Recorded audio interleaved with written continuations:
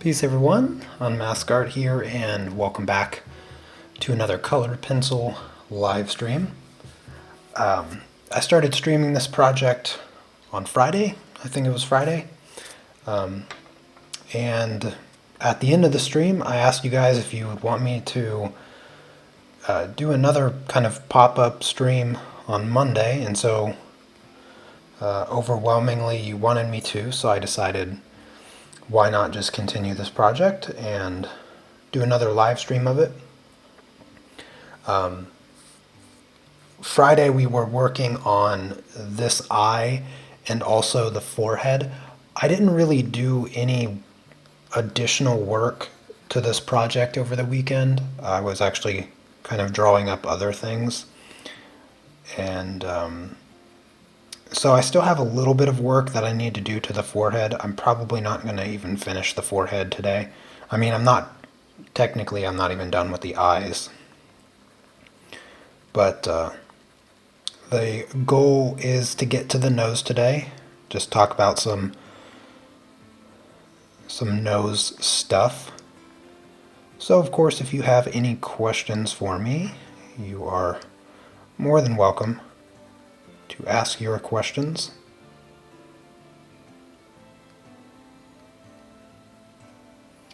Hey Sherry and Sarthak, hopefully I'm pronouncing that somewhat correctly. Welcome, welcome. Good to see the two of you in the chat.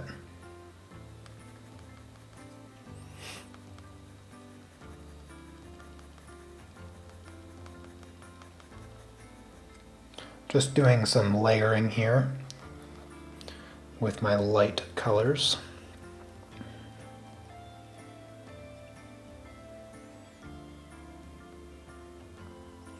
Trying to apply more color to the forehead. There's some gaps in the paper that I need to fill in with the tip of the pencil. And this is the real tedious part of doing something that's really realistic. You know, the paper's not perfectly smooth, and so sometimes when you're filling it in, it leaves little gaps and stuff. And to really get the drawing looking realistic, you kind of have to spend that extra time filling in those small little pinholes of the paper. Now I know that you guys can't really, you guys don't see this drawing nearly as clearly as I do over the live stream, but I think it looks pretty good on video. Doesn't look too bad. One of my studio lights is kind of coming from this direction, not too steep of a direction, and what that causes is well, from my perspective and the camera's perspective, is you see a lot more paper texture showing through on the drawing, and that paper texture isn't really there. If I tilt this up, you can kind of see. So I know you can see a lot of the paper texture, kind of the cottony look around these transition to darker colors, and especially here around the eyes where some of the darker colors. But as soon as I kind of block off that light, it kind of changes. And so I'm still kind of working on my studio light positioning, because I think it would actually be better if that light was kind of behind me a little bit, but I don't have any room for it, unfortunately. It also makes it slightly difficult to work when I am looking at glare, so I have to like move my head back and forth. Oh, hello, Carol. Jazel, Sergio, good to see you as well. Catherine, hello. You are very welcome for the Peaceful Pastel tutorials. I do have another Peaceful Pastel episode coming out this Wednesday, and I'm excited for it. I'm really excited for it. It's one of my favorite projects that I've done for the series. So I hope you guys have fun with it. So burnishing is a technique for colored pencils, and I would say that burnishing is certainly a good kind of a good direction to aim for when doing portraits, especially if you're looking to do realistic portraits. And for those of you that don't know what burnishing is, essentially it is applying so many layers of your colored pencils that like none of the paper shows through, and you kind of get this waxy finished product. And I used to think that burnishing was like the only way to get realistic looking work. And it certainly lends itself really well to getting realistic colored pencil work, until I started experimenting with Polychromos pencils and this paper here that I'm using. The paper that I'm using now is Stonehenge Vellum Legion paper, and this paper is just ideal for Polychromos.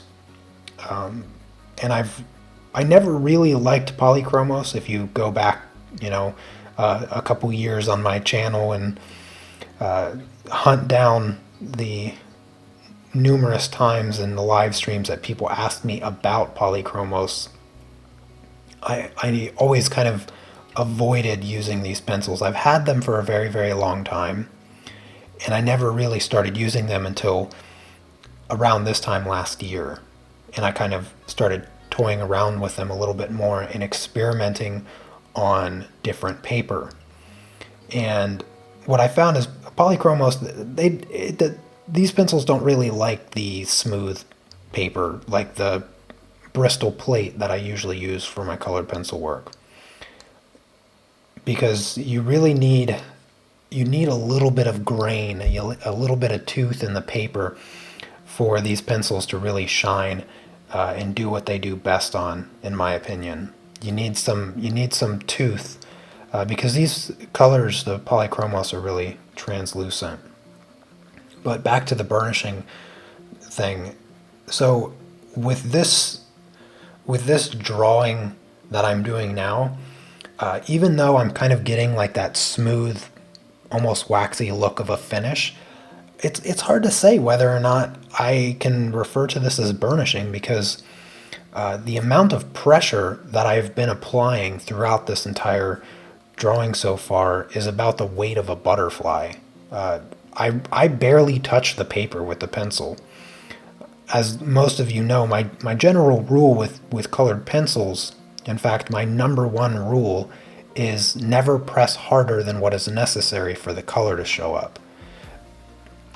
And when it comes to working like this, working with this particular method with Polychromos, I almost barely touch the paper at all, and I just instead spend hours and hours and hours gradually letting that color build up. I suppose at the very end of it, it would still be considered burnishing, even though at no point do I apply really any pressure to the paper. Just I keep it very, very soft, and gradually the color builds up, and I use the paper blender here to smooth things out and kind of spread the color around in between layers. And over time, those layers just build up into what looks like a finished, burnished look. So I don't think you really need to, think about burnishing as being the best method to go through for portraits or realism. Because I know that when I was starting colored pencils and I learned like the burnishing idea, of realism, I immediately aimed towards that. I was like, well, I want to cover the paper completely, and I was like, really laying down the color. And I was kind of skipping the in-between stages of gradually layering the pencil. And so I don't think it's a good idea to get too hung up on the idea of burnishing, but instead focus on pencil control. I think that's far more important than the overarching idea of burnishing. Because burnishing, I feel like, is just a general term and not necessarily a technique. Although you can heavily apply colored pencil to kind of go straight into burnish. But I found that the best and most realistic results come from just patiently layering very thin layers of pencil and not trying to rush to the finish line with heavy pressure and a lot of pigment. Let's see here.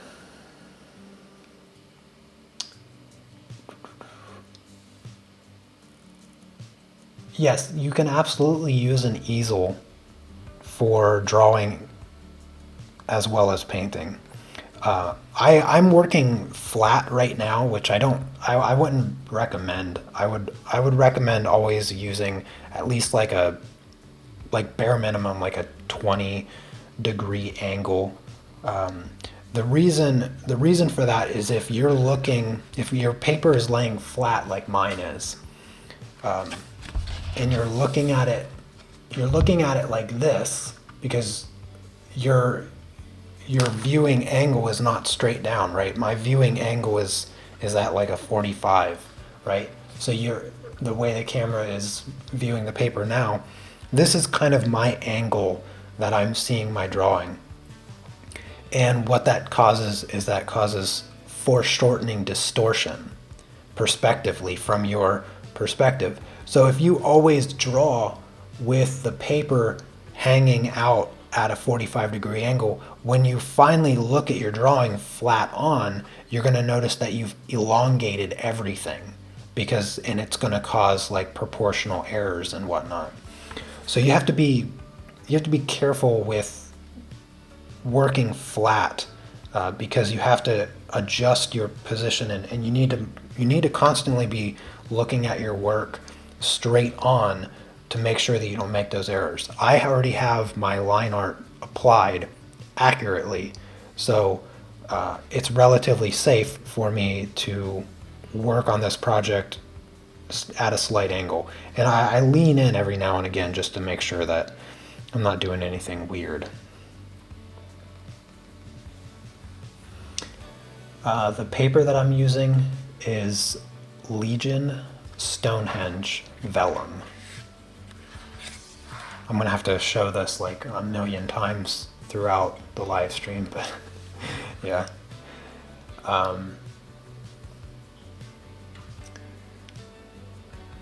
Let's see here. Yeah, Polychromos pencils are pretty expensive.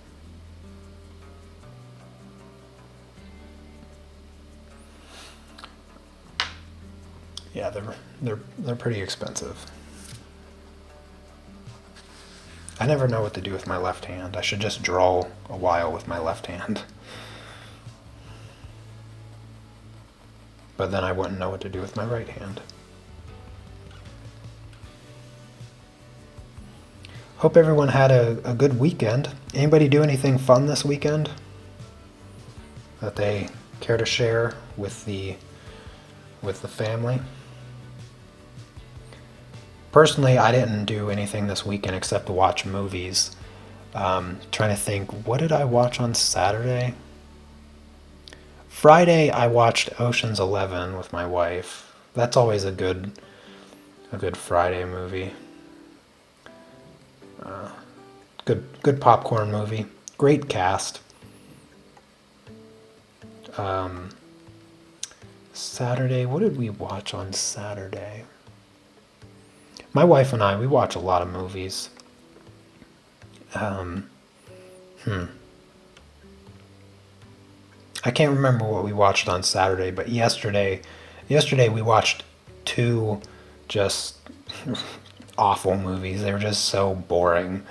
I'm pretty. What's the word I'm looking for? I'm pretty aggressive with my movie reviews. Like I'm really harsh. I don't take kindly to million, $100 million budget movies that I think are garbage.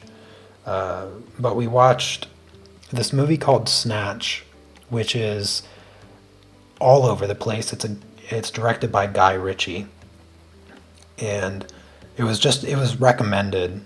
It was a recommended movie, and I didn't watch the trailer or anything like that. I was like, it's recommended, I'll just watch it.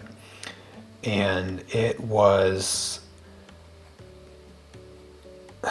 had potential, but the camera work drove me nuts. It was all over the place. The pacing of the movie is really just god awful. It's just so bad. I hate movies that feel like you're in a car with somebody like randomly stepping on the brake and like making you move back and forth. It just doesn't make any sense. And then they like, floor it and take off. It's like a person that drives through the city, and as soon as the light turns green, they have to go as fast as they can, approaching another red light, and then they have to like slam on the brakes really fast. It's just, ugh. It's just so annoying. I can't stand riding with drivers that do that. But that's what that movie feels like. It had a pretty decent cast, but it was really poorly directed, and fairly badly written. The camera work in the very beginning of the jewel heist is so atrociously bad. It's just so jagged, and it goes for like these smooth, unique transitions where the camera flips and stuff. And the editor, whoever did it, is just so bad at transitions. It had potential, but they failed miserably. And then the second movie that we watched is this movie called Confidence. I don't know I don't know any of the actors or actresses that played in it. There's a couple relatively well-known people that play in it. And the story itself actually had a lot of potential. It had a lot of potential, but the casting director, whoever picked the lead for that movie, needs to never work ever again, because whoever picked the lead for that movie doesn't know what they're doing, because the main character, he's supposed to be a con man.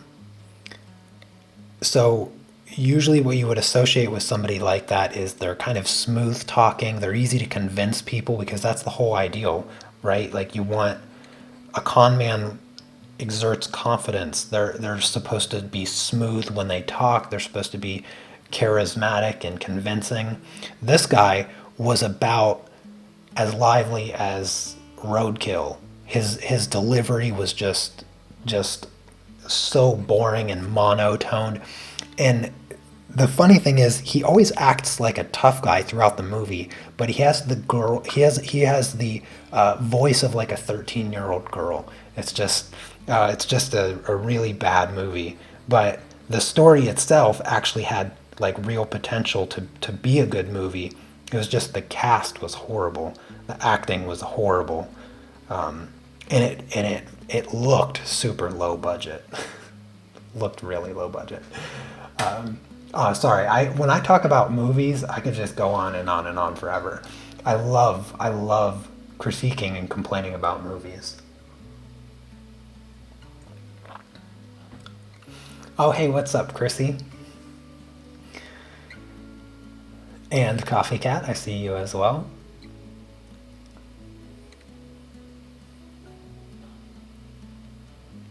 If I happen to miss anybody's questions because I had to go on my movie rant, feel free to ask them again. I was just kind of in the zone, working on my forehead here. Well, working on the forehead, not my forehead. But yeah, don't feel like you're spammy if you have to ask the question again, because I don't ignore anybody's questions on purpose. Oh, hey, Janice, good to see ya. I don't remember the last time I seen you in a live stream.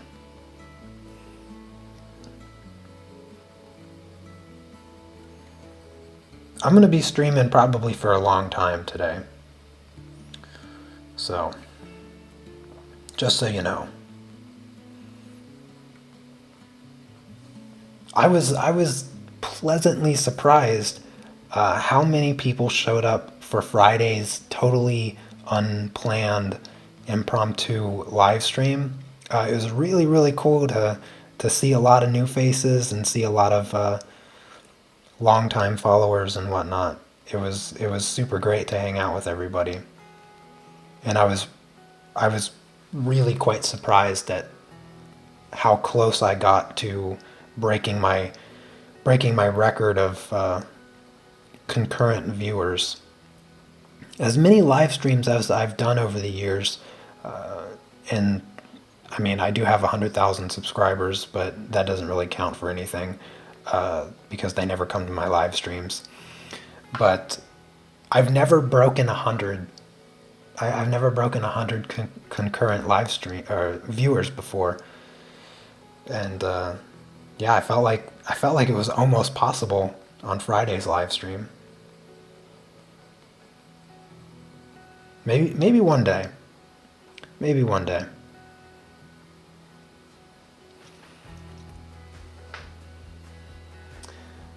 Oh, thank you, Chrissy. Yeah, I got some new lights a while ago.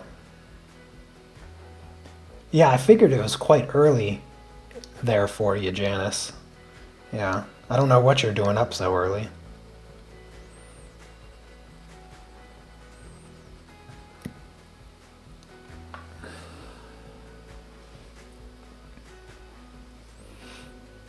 Oh, you watched the last live stream last night? Oh, that's cool.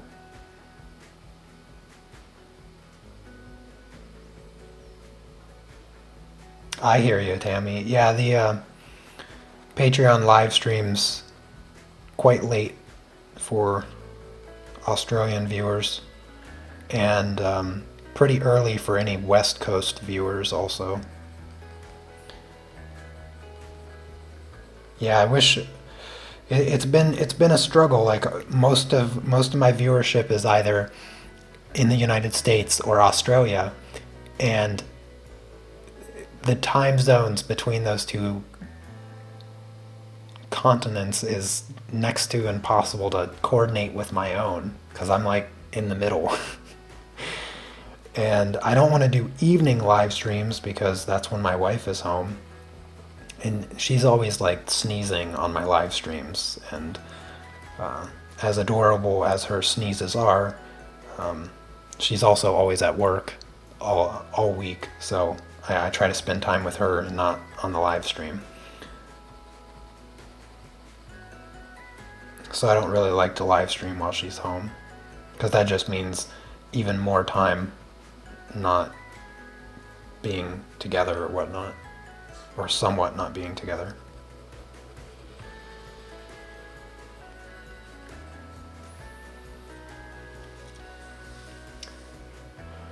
You broke a toe and the pain woke you up. I am so sorry to hear that. That is the least fun way I can imagine waking up early.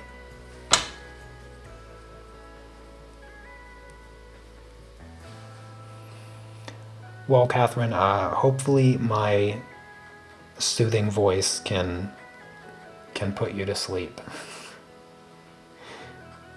Not that generally want to put my viewers asleep.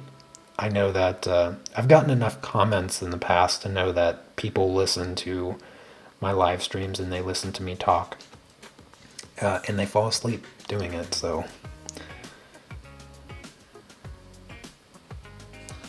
I don't think I'm gonna do the details up here, like the skin texture. I'm gonna start getting into the nose.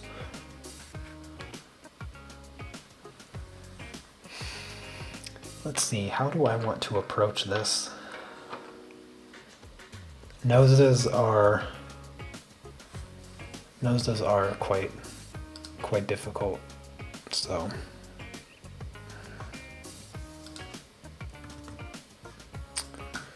let's see. Let's zoom into my reference photo just a tiny bit.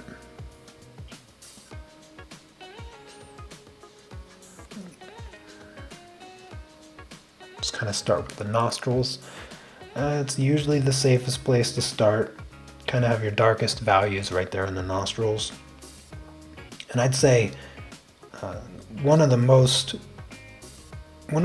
common errors when approaching the nose is the overemphasis on the bridge of the nose or the shape of the nostrils.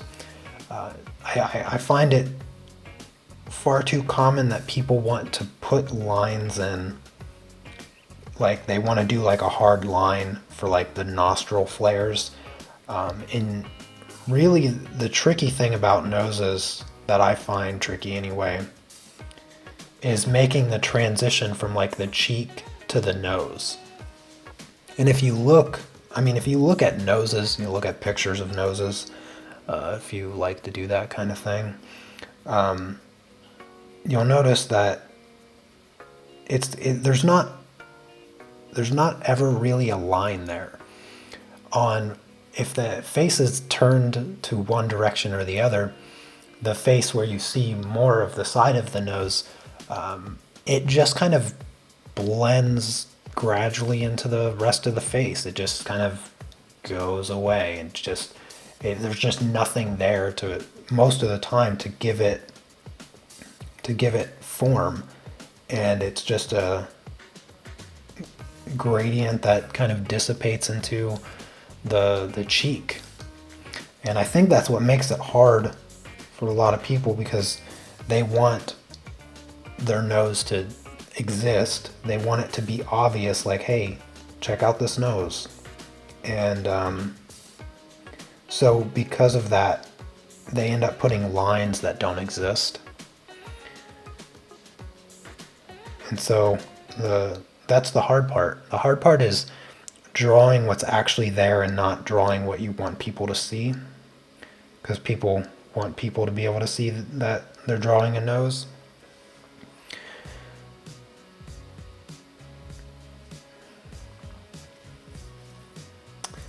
Oh, good morning. Good morning, Grandpa Steve. Got your coffee? Sounds good.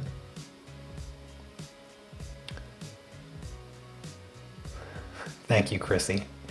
I've been having a lot of fun with colored pencils lately, actually. I've been really enjoying the pace. The pace of this project here. Just extremely slow. I'm not beholden to anybody with this project. I'm not doing a tutorial per se. I mean, if you guys ask me questions, I'm more than happy to give you insight on this project and colored pencils in general, but I'm not trying to overanalyze. I'm not trying to explain in detail the process. I'm just kind of enjoying drawing and hanging out. And that's why I kind of wanted to stream on Friday. That's the whole reason I streamed on Friday, was because I was bored.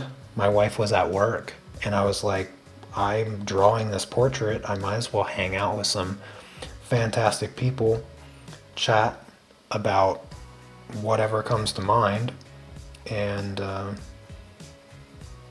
just have some fun. And so that's kind of what happened on Friday, and since you guys enjoyed that live stream so much, now I'm streaming again.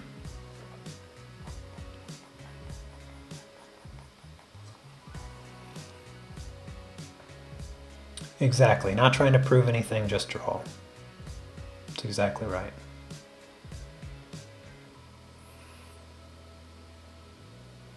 Hello, Andrea. Good to see you.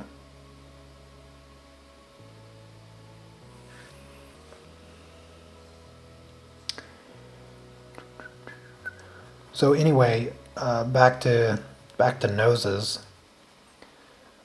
So on this side of the nose is the closest that you're going to get to a line.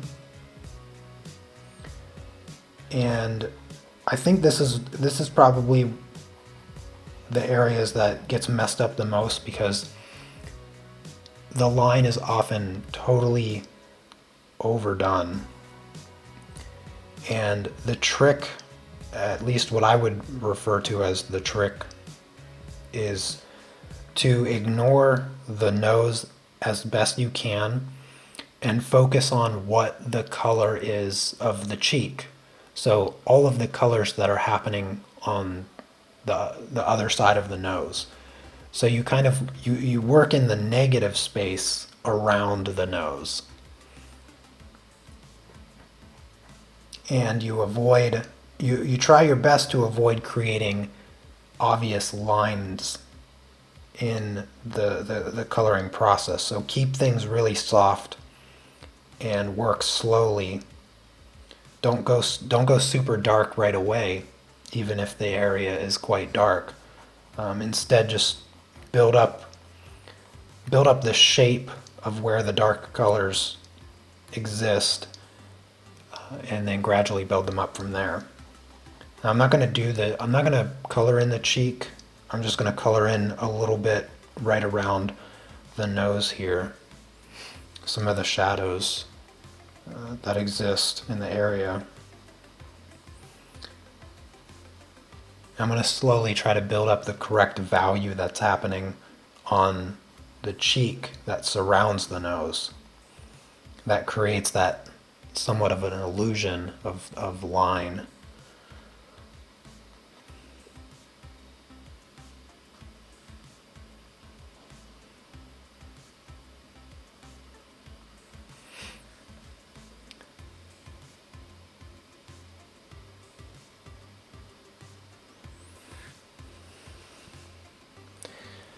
I gotta say, Carol, portraits, they are extremely intimidating for colored pencil newbies.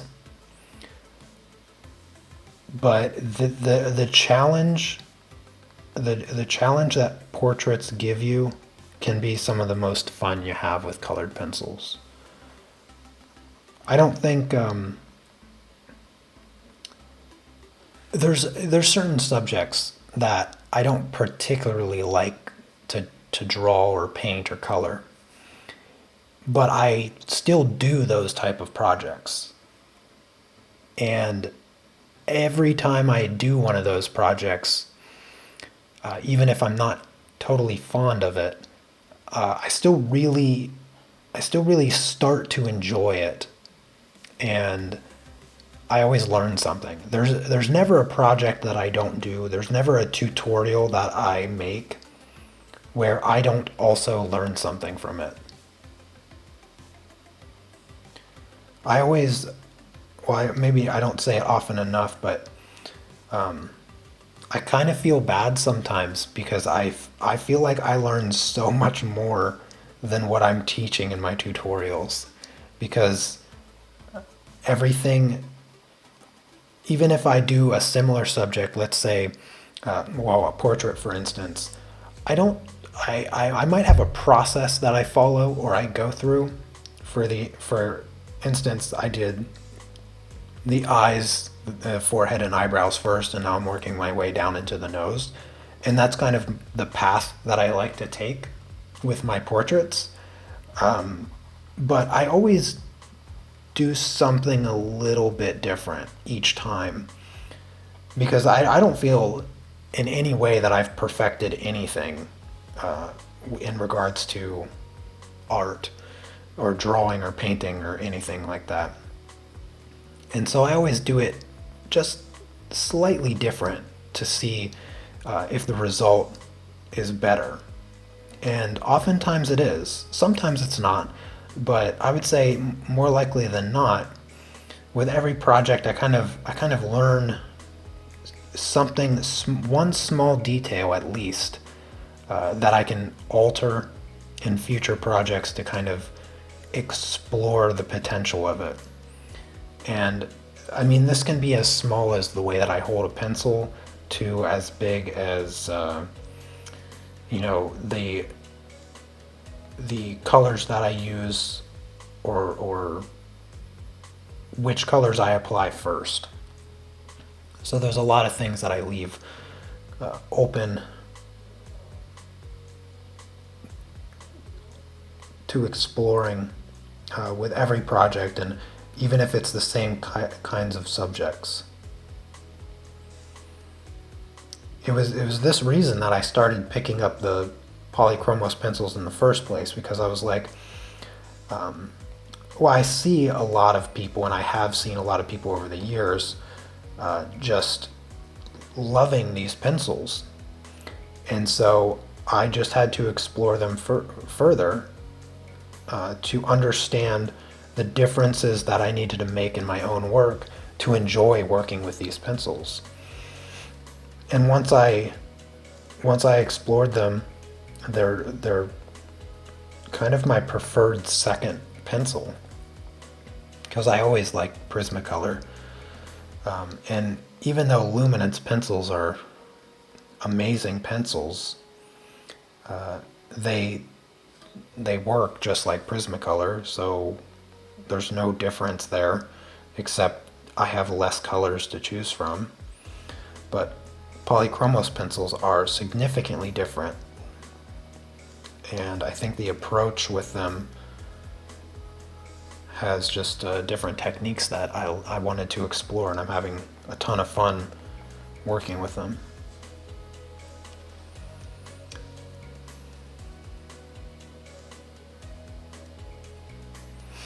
That sounds like a very exciting weekend, Grandpa Steve.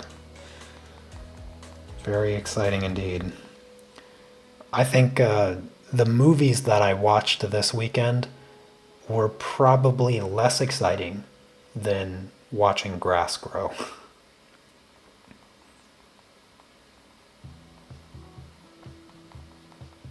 I think I would have preferred to trade places with you. I think I would have much rather enjoyed some nice weather on a front porch with some nice iced tea.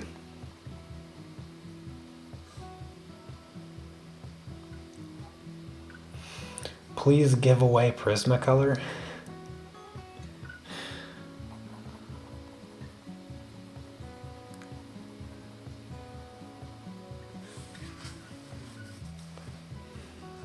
I wouldn't mind doing a giveaway.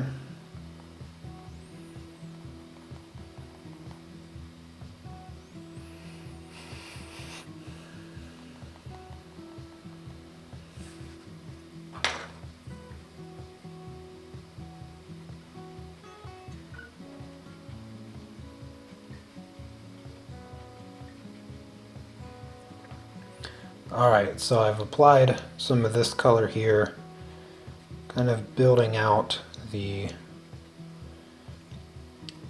shape of the nose a little bit,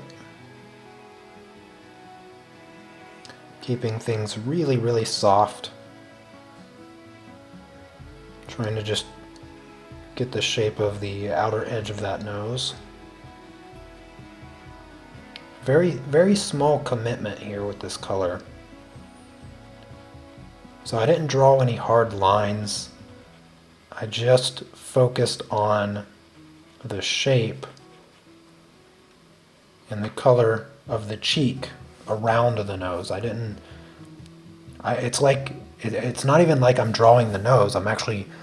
It's like I'm removing the nose from the face and only focused on the cheek color instead.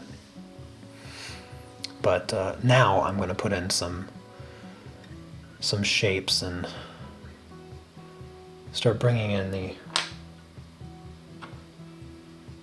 structure of the nose a bit. Very, very carefully.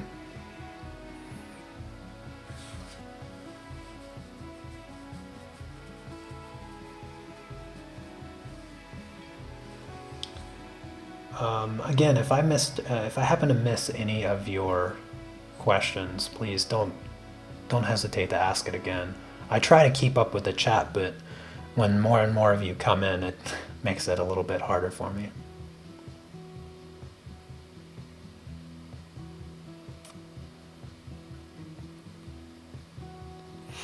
All right, let's see here.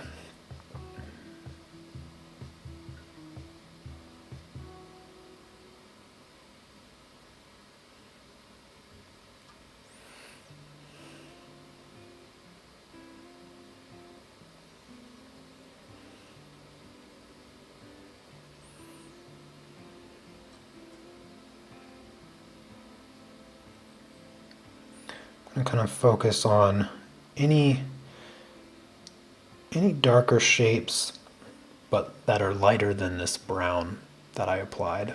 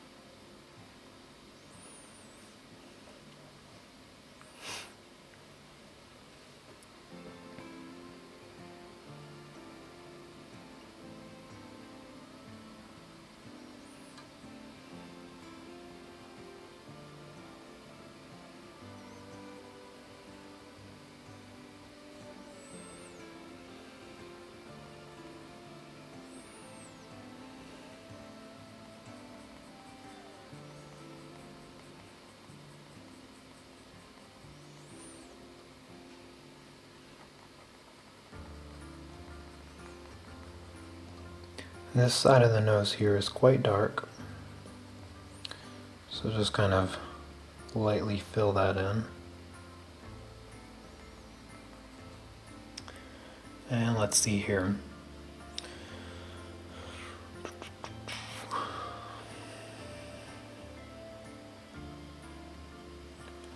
The round part of the nose kind of starts just a little bit lower than this edge of the nostril, so it's kind of here and comes around like this. So it's like this kind of shape.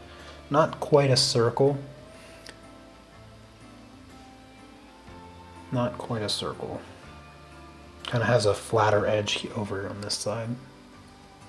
And then even a slightly flat edge going up with the shadow kind of like here. So I'm using a lighter color to establish the shape of the darker shadow of the nose. So doing this is basically the safe method because I can comfortably color it in knowing that it is nowhere near as dark as I need to go, which gives me plenty of flexibility. And because I'm coloring it so lightly, I can always come back through here with my eraser and hide a lot of the color.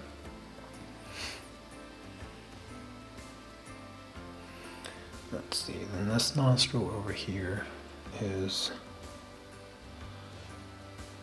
very, very subtly there. Just so small. Kind of points here. So nostril is kind of shaped like this. And I'm just gonna like barely add a line here that is easily hidden. And I'm going to lift off that graphite so that that graphite doesn't mud up my colors.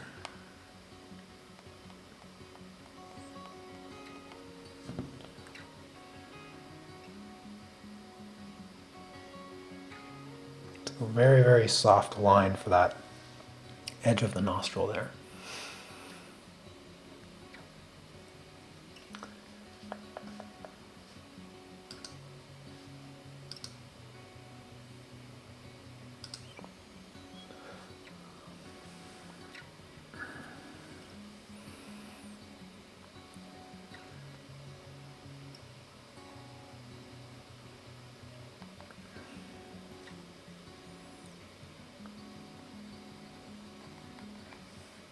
All right, now I'm gonna grab the light skin color, kind of map out where the highlights are. So I'm gonna kind of work around the highlights. So I have like the center bridge of the nose that has pretty much the lightest color. So this color is pretty safe to kind of apply around that highlight.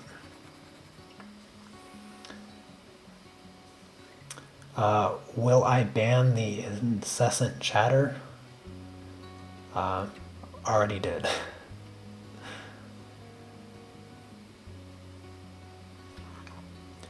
I am 31. I am 31. That's how old I am. I haven't gotten that question in a while. Not too many people ask me how old I am.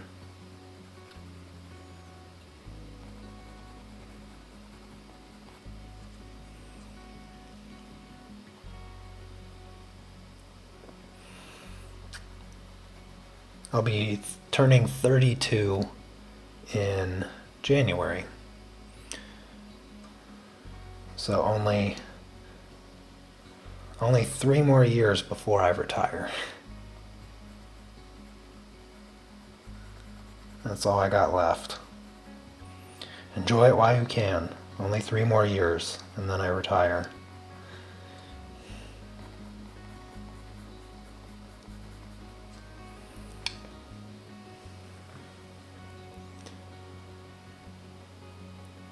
Oh, thank you. I'm glad you like the way the portrait's coming along. I like it too. It might be my best portrait that I've ever done by the time I'm finished with it. Partially because it's going to be the most time I ever spent on a portrait, and usually those two things have a really strong correlation.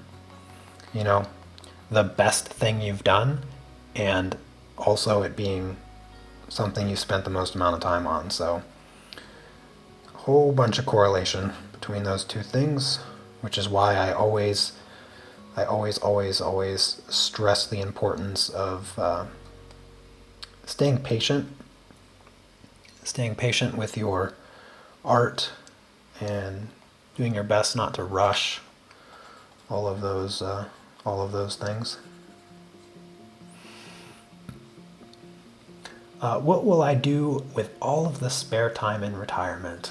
Oh, I don't even know.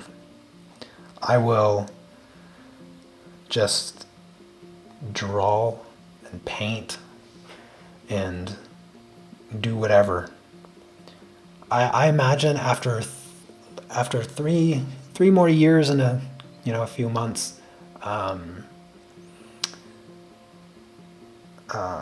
I'm gonna have a ginormous library of tutorials.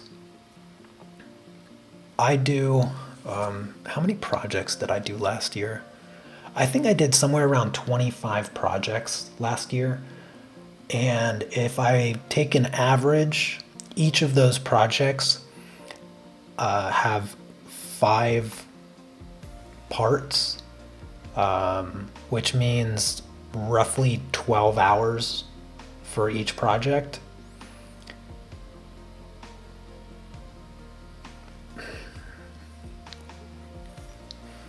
Let's see. So let's say about 300 hours worth of tutorials a year, right? That I've done up to this point. So I might have around 1,000. I'd say that's like a low estimate. I probably have 1,000 hours of tutorials that exist on Patreon right now. and I've done that in like 2 years. So in 3 years, let's just say 5,000. I think that's a reasonable number.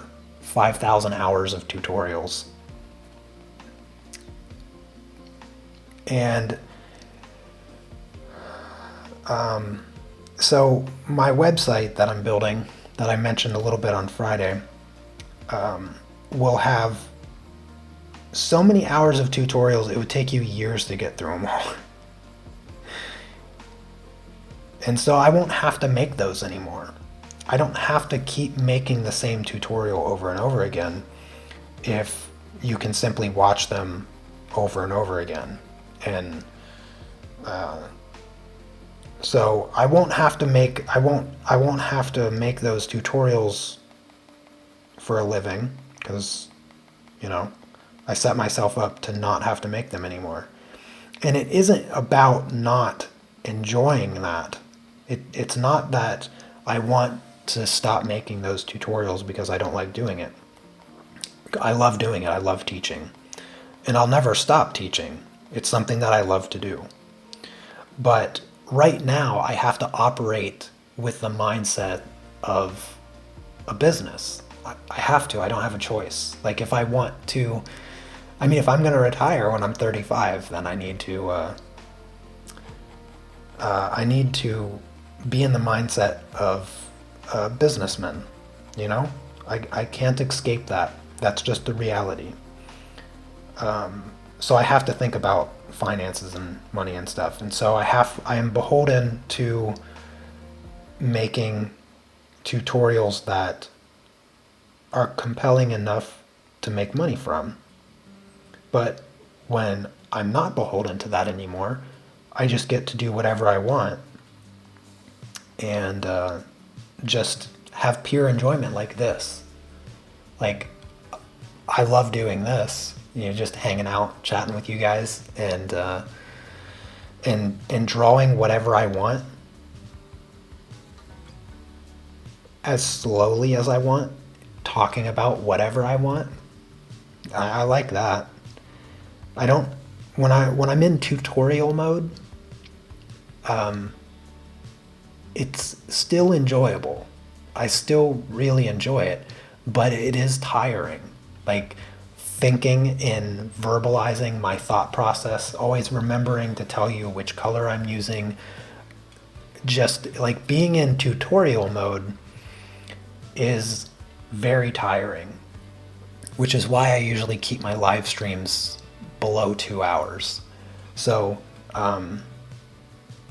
I guess retirement, if I had to think about it, because I don't really think about it much, what I'm going to do, would essentially just be live streams without that extra pressure of being in tutorial mode, and instead just hanging out, chatting about whatever nonsense we get into, because we get into all kinds of weird nonsense. Yeah, so that's basically all I can come up with at the moment. Sure, there will be other things that pop up later on, but for now, that's what I got. Yeah, my initial plan was to retire at 40, but if I can do it at 35, why wouldn't I?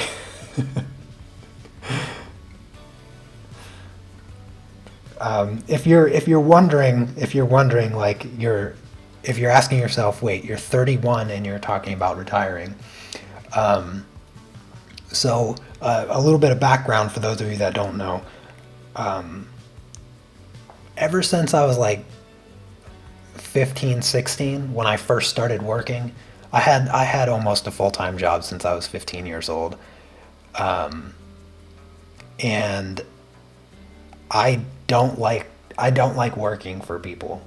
I don't work well with people. I don't work well for people. And so I always told myself, ever since I was like 15, 16 years old, that I'm not working my whole life. I'm going to retire as fast as I possibly can.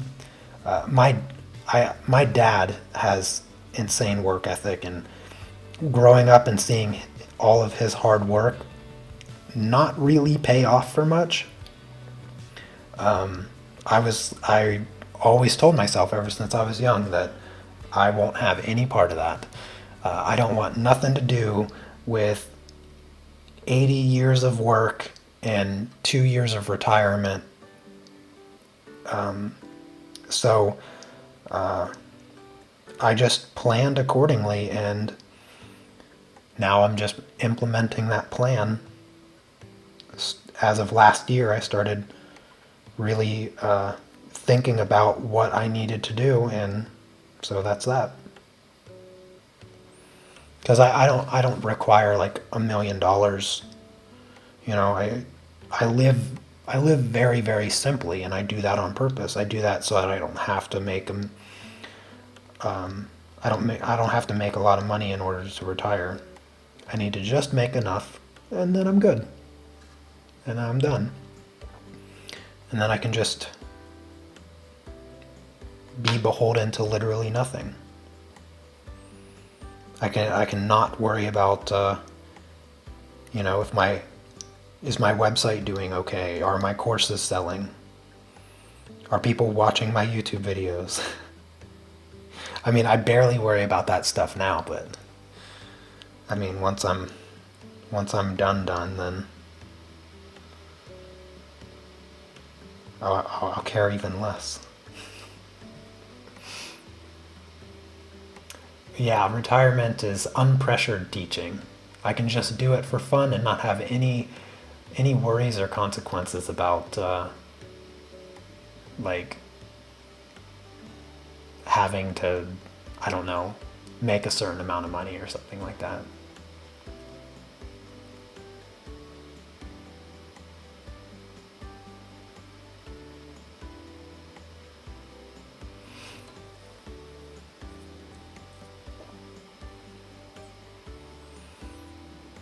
Yeah, I'm not quite a minimalist because I like to have a lot of stuff, but I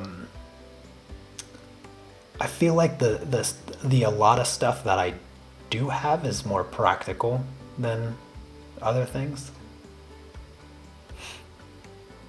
And one of the things that I avoid is like the small expenses that people don't think about as much, like going out and getting coffee or something along those lines. I mean, I don't drink coffee anyways, but I could still go to Starbucks and get a tea. But why would I? I can I can buy like 400 tea bags for the cost of a single tea from Starbucks, and that's like 6 months worth of tea.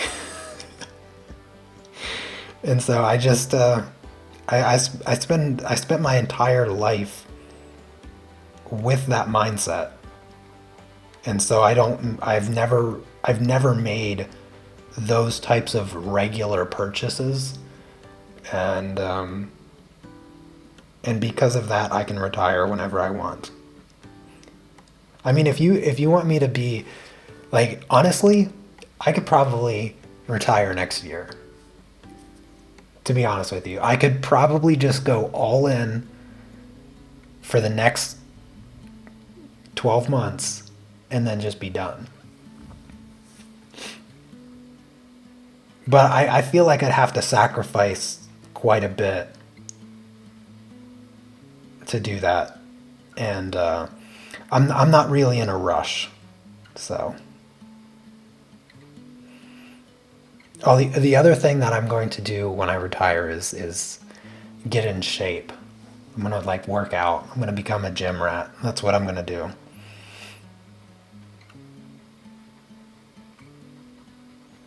Probably not a gym rat, but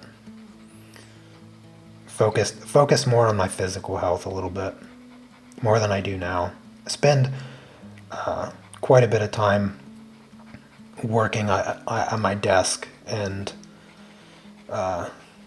that's just because I need to do a lot of planning and prep work, and preparing for tutorials and whatnot. But once I don't have to do that anymore, then that excess time can just be spent riding a bike or doing something physical.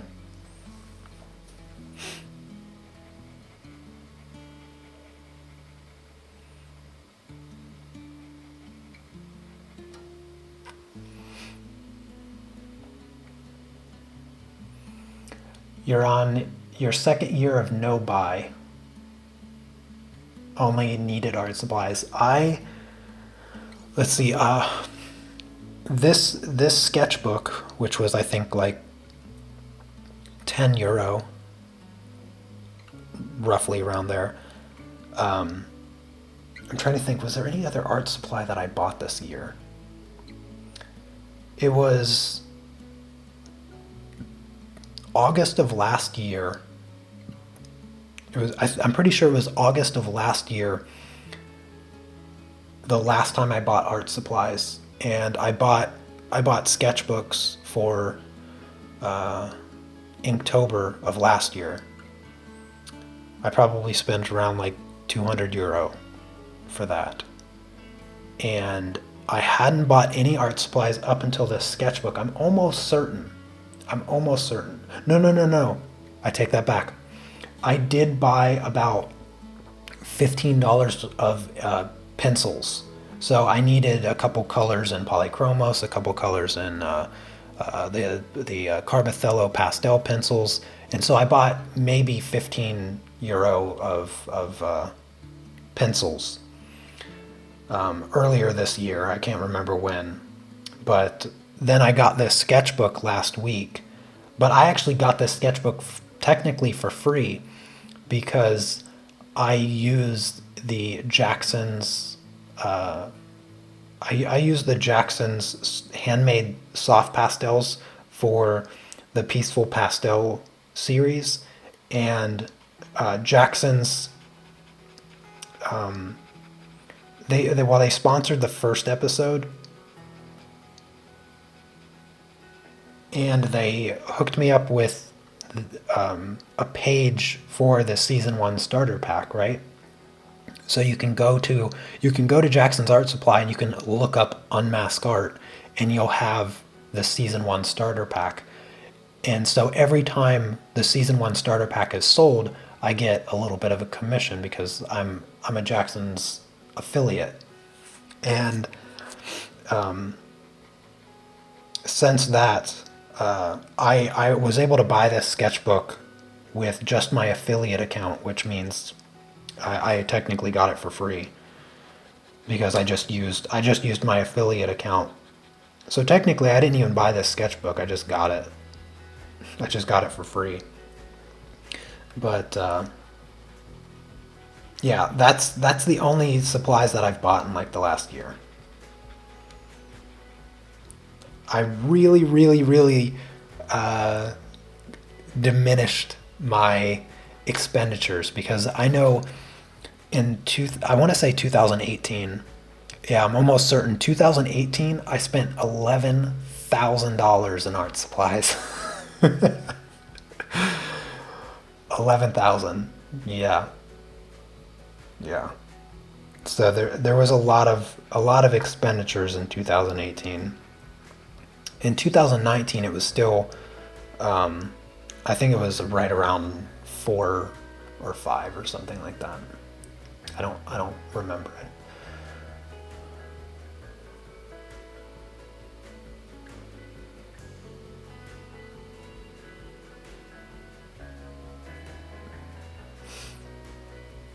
You missed what I said.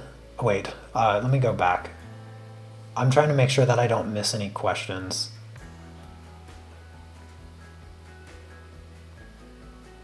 Oh, hello, Ellie, by the way, from Amsterdam. I was in Amsterdam last year, right around this time. I want to go back.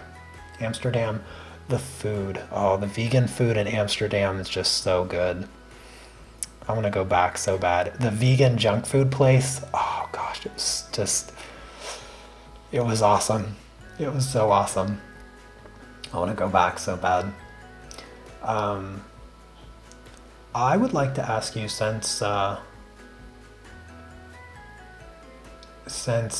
you will be retired, can you still make money and declare taxes?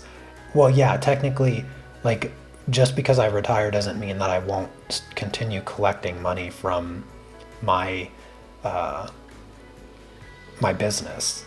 Like, it's not like when I retire, I'm gonna delete my YouTube channel, and I get money from YouTube. I'm not gonna delete my website or anything like that. All of that stuff is still going to exist. I'm just not going to, like, I'm just not going to continue building it farther. I'm just going to kind of do my own thing. That's my idea. So I still have to pay taxes.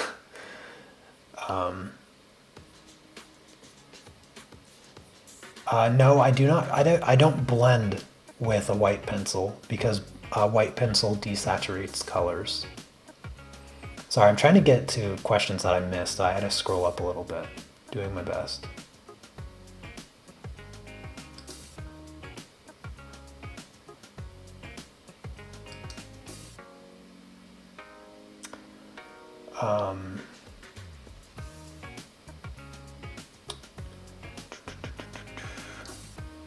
I should do a road trip. I want to do a road trip with bike. I would like to do a road trip. That would be a lot of fun.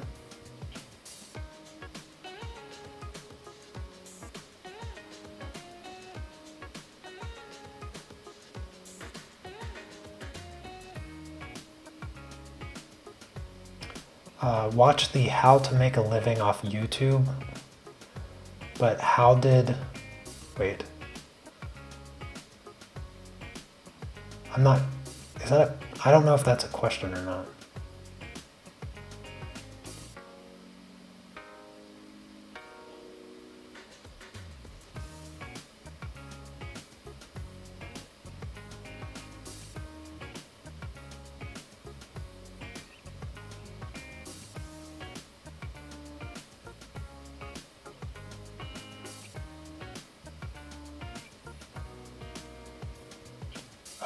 Coffee Cat, yeah.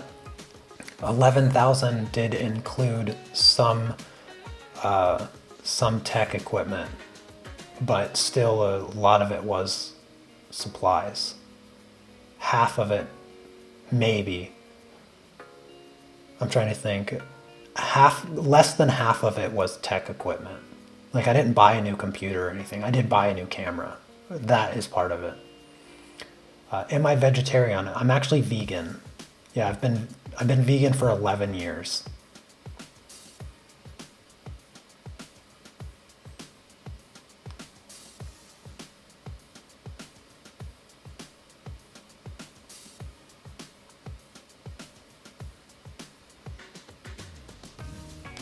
Yeah, I'm waiting for everything to go back to normal, and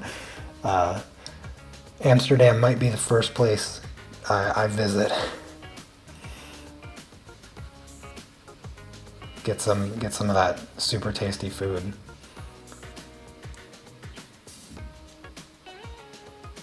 Yeah, the vegan places in Amsterdam are so much better than London. Yeah, London has probably the worst food I've ever ever experienced. That wasn't the best place to get vegan food. Sorry, I don't feel like I've been drawing very much. I've been trying to catch up on the comments and the questions and stuff. So again, I apologize for if I happen to have missed your question or comment or whatnot. Yeah, we're all waiting for normality. Yeah, definitely. I think we're all very anxious for things to get back to some semblance of normality. I'm really looking forward to for a chance to go back to the United States to see my family. It's coming up on a year. coming up on a year since I saw my family last, so I don't like that at all. I'm used to seeing them twice a year, and now going a year without seeing them just feels really bad. It's always, you try to keep up as much as you can when you live long distances away from your family. Try to keep up with their their daily life and whatnot, but no part of the communication really fully prepares you for the changes that you experience when you go a really long time and then you visit them again. It makes it really, really hard. And I mean, most of you know that when I graduated high school, I joined the military, and it was only 2 weeks after I graduated from high school that I left. I left my hometown, and I've never lived there since. And I mean, when you're 18, you're not grown up at all. You're still a child. And that doesn't dawn on you until many years later. And so I essentially grew up without my family.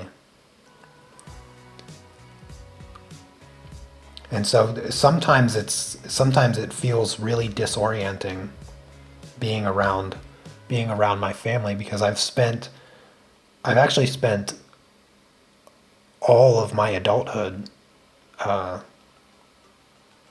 away from them. And so the changes and just the differences that we have now is sometimes overwhelming. It just feels like a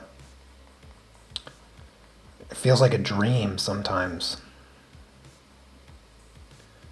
So not being able to go back to the States and visit my family is very, very tough. I don't like it at all. Can't imagine anyone liking it, really. Let's see.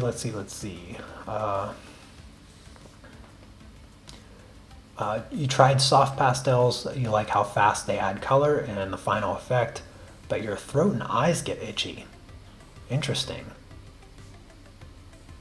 I don't think that's normal.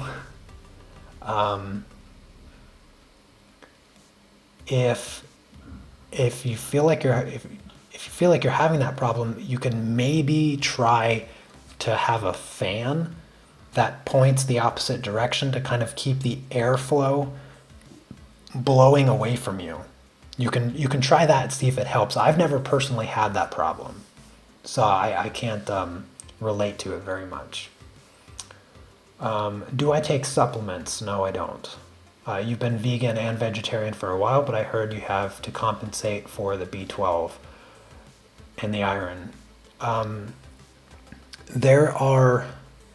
There's a lot of information about a vegan diet that exists on the internet, and anytime there is a lot of information about anything, you're going to come across nonsense. And I would say almost overwhelmingly so when it comes to diet, because there are so many experts on diets. I don't want to give any like dietary dietary advice, but what I can say in general is that it doesn't matter if you're a vegan or not a vegan. If you're not eating properly, you need to take supplements. And a lot of non-vegans are still B12 deficient, iron deficient, and deficient of all other types of vitamins and minerals. So from my experience, my 11 years of experience, I've had probably around, I've almost gotten my blood tested every year being vegan. At least 7 of the 11 years I've had blood tests done. And B12 has never been an issue. Iron has never been an issue. So either somebody's doing it wrong or I'm doing it right. That's the only like general thing that I can say regarding that.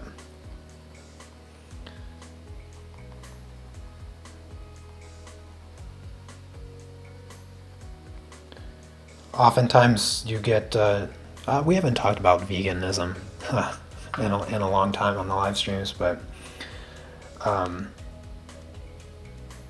usually the negative information that you'll get is not unbiased information. The source is, from my experience, the source is overwhelmingly biased against a vegan diet when they make claims like that.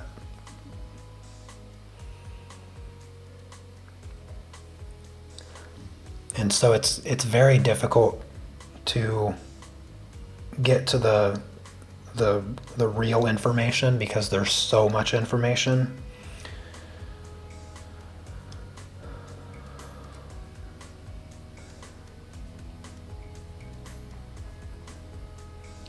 And anytime it comes to diet, it's always statistical.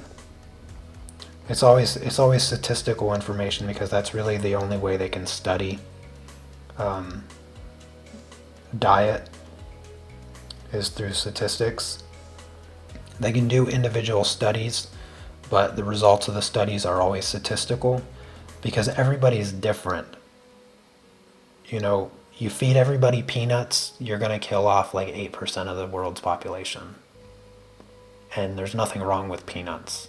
So I just say that to emphasize that everybody needs to take their health into their own hands, and probably spend a lot less time like listening to other people about it, especially people that tell you that you should do this or you should do that. If I say you should start your day with a nice peanut butter and jelly sandwich, then anybody with a peanut allergy is going to struggle real hard. So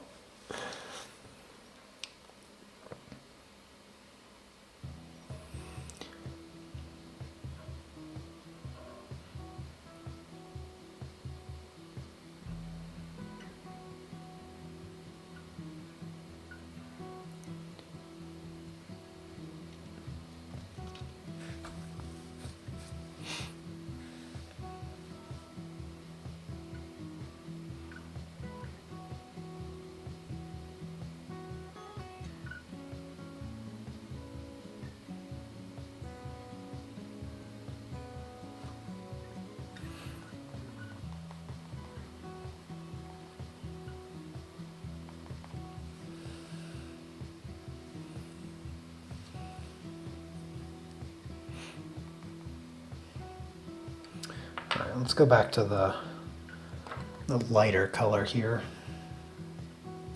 I don't really like how dull this pencil is.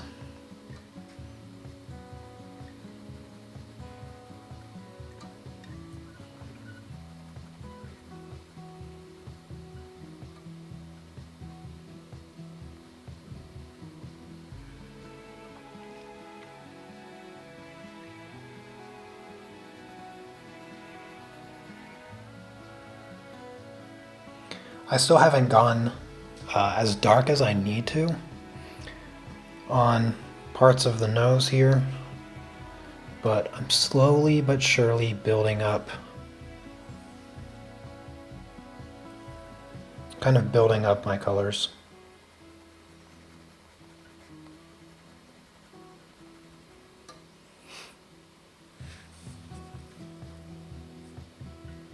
How do I blend my colored pencils? So with the Polychromos, I'm using just this plain paper blender. But sometimes sometimes you just keep layering. You just keep layering, and it's not necessarily that the pencils are blending, it's just that the colors are being mushed together on top of one another. If you take a blue pen and a red pen and you draw a bunch of lines or a bunch of dots between the two colors, it's not that the blue and red ink is mixing together. It's that the colors are so close together that if you look at it from, a normal distance, it's going to appear purple.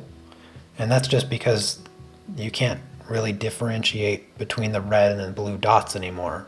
It kind of just fuzzes and turns purple. Colored pencils is really a lot like that. You don't necessarily have to take the pigment from one pencil and the pigment from another and get like a perfect mixture. Sometimes it's just that the colors exist so closely to one another on the paper that they appear to be a different color.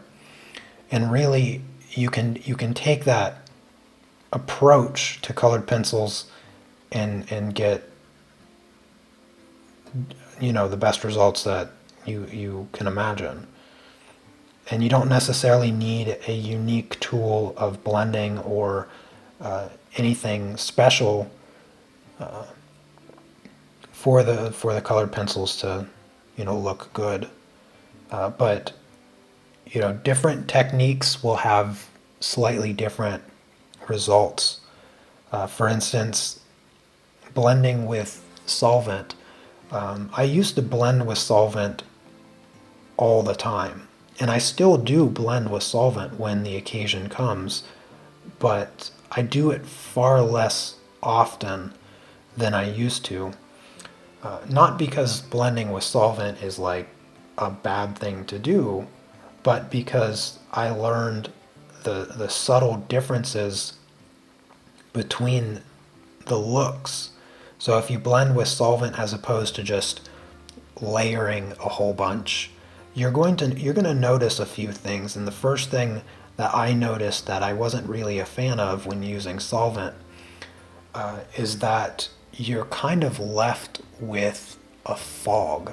Like you can actually wipe it off. So if you a good way to test this is just take a few dark colors, say like blue and black and purple and something, and just apply it to a paper and then blend it with solvent and do that a couple times. Just kind of, get a good thick layer of colored pencil on the paper and then blend it with solvent and then let it dry. You let it dry for a little bit and then just wipe your finger on it. Just swipe your finger across it, and what you'll notice is that there's like a white fog that sits on top of the colors. And I don't think it is doing any damage or anything like that, but it dulls out the color. Like it feels a little faded. And for as long as I've been doing colored pencil portraits, I've always kind of steered away from relying on blending with solvent when it comes to skin tones, because that white fog, I feel like even if you wipe it away, it kind of seems to return or never truly go away.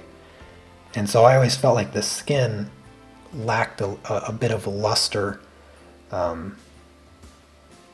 from blending with solvent. And so I tended to avoid that. But when it comes to doing hair, I don't think that it has a negative effect, because you can go a little bit brighter with your colors in the hair very safely. You can't really do that with skin without the risk of making it irreversible and messed up. So I still use solvent in hair and fur and stuff because I feel like it's a lot safer than skin. I feel like the colors in skin are just a bit too delicate, and they need to be a bit more precise than the colors in hair and fur.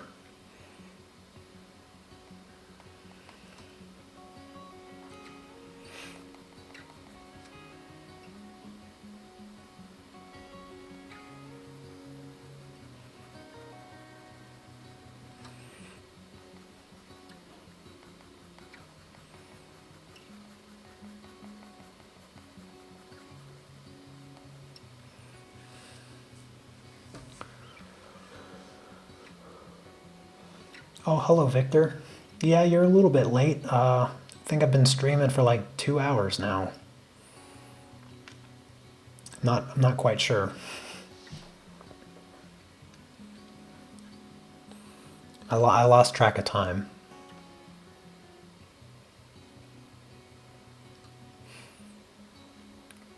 But I'm still here. So whether you're late or not too important. I won't hold it against you, don't worry.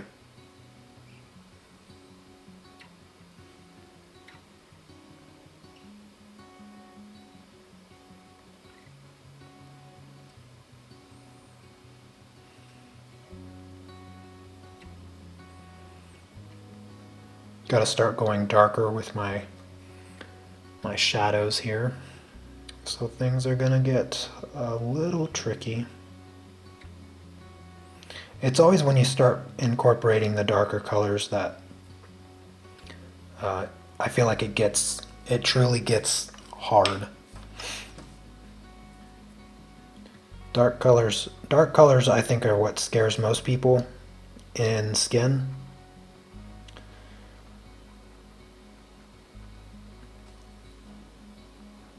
But you gotta use your colors. You gotta go dark.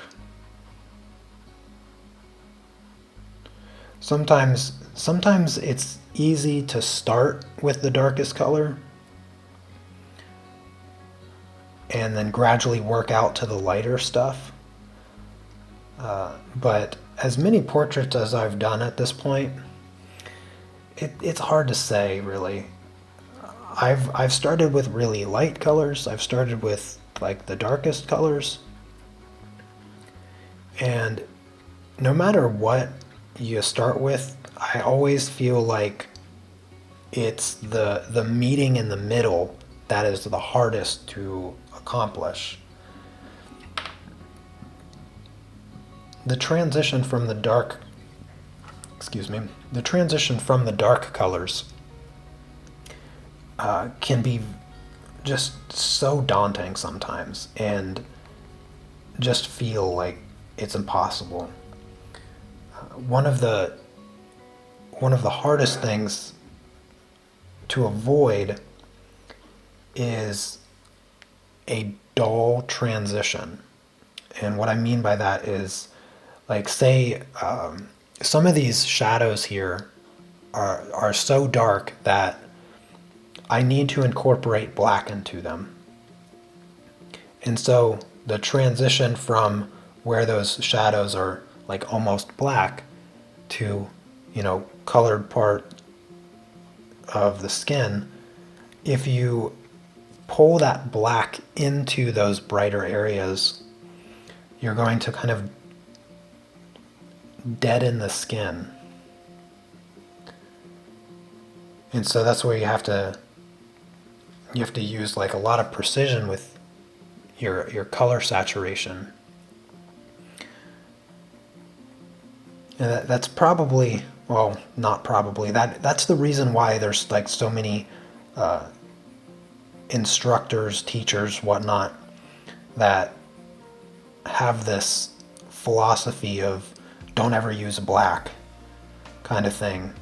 And that I think that topic came up on Friday. And as you know, I don't think that that's the right way to describe it. I think the more accurate way to describe it is that you have to be real cautious anytime you use the color black, because you don't want it to diminish the quality of the work. Obviously, you want it to improve it. You want it to make it better, and in order to do that, you have to use it correctly. And I think that if you teach people not to use black,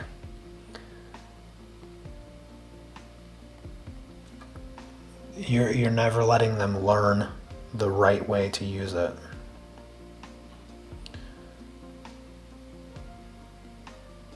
I don't think the avoidance of something is the best approach.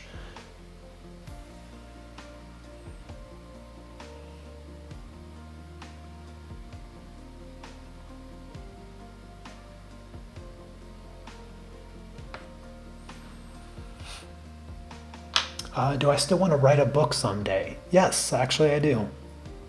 That's probably something I'll pick up after retirement. Is writing a book. I'd love to just write a story of some kind. I don't even like. I find so many different stories interesting that the kind of story that I would want to write, I don't even care about. Like it could be about anything, as long as the characters are interesting to get to know. I'll enjoy a story.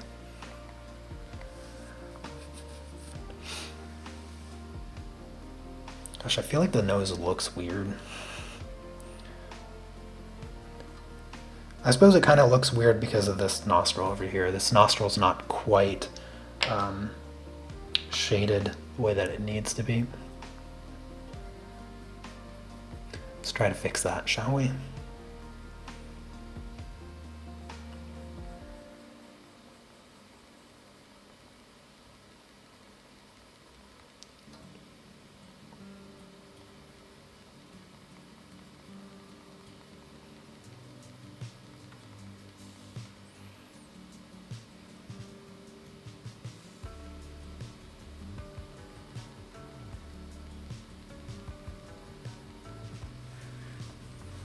Yeah, that looks a little bit better.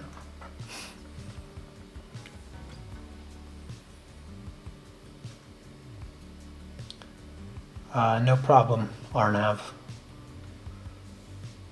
It just makes it harder to follow the chat if you just repeat the same message over and over again. Distracts people from conversations they're having.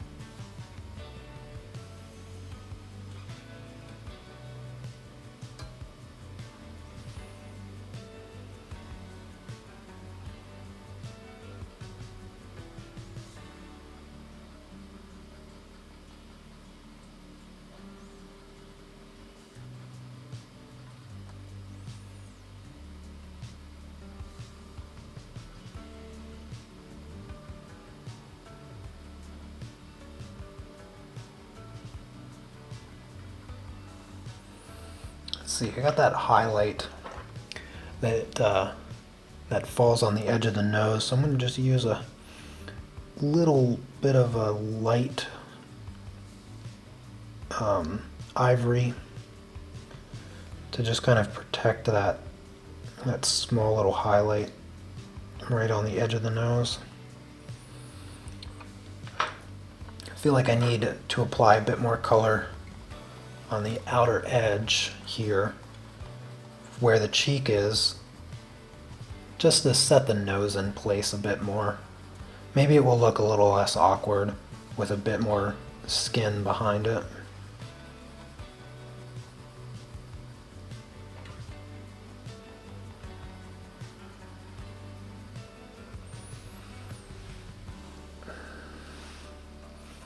I feel like this this dark color is coming in a bit too much into the bridge of the nose. So I'm just going to kind of soften that a little bit. Another benefit of taking this approach to colored pencils, you know, very, very light layers, and gradually letting the color build up, is that you can actually do a tremendous amount of erasing. And sometimes you just need to erase some things. Yeah, I think that's better. Can come back with my darker colors and kind of reshape that transition where it kind of goes into the bridge of the nose and then down to the tip of the nose. I felt like that transition was just a bit too kind of like crossing over the bridge of the nose a bit too much. Oh, this cheek over here, looking forward to how I shade that. What is my opinion on eraser pencils? I'm not sure I know what you're referring to as an eraser pencil. You mean like colored pencils that have an eraser on them? I'm not sure if I have an opinion on like eraser pencils. Or are you talking about something like this? You talking about like an eraser pencil thingy? Like this Tombow mono eraser? If you're talking about this, I love this thing. Yeah, actually this thing should be out because I'm going to use it to create some of the highlights and stuff. Some of the texture in the skin, I'll use that to pick up some of the color to create some skin texture.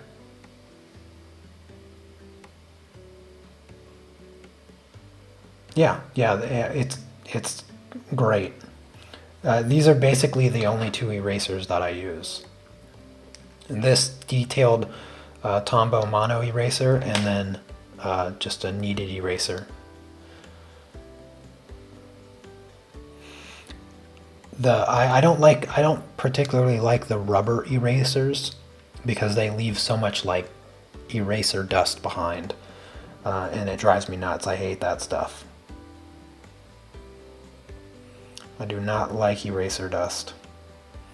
So I tend to lean towards exclusively using my kneaded eraser. And then for detailed stuff, I'll use the Tombow mono eraser.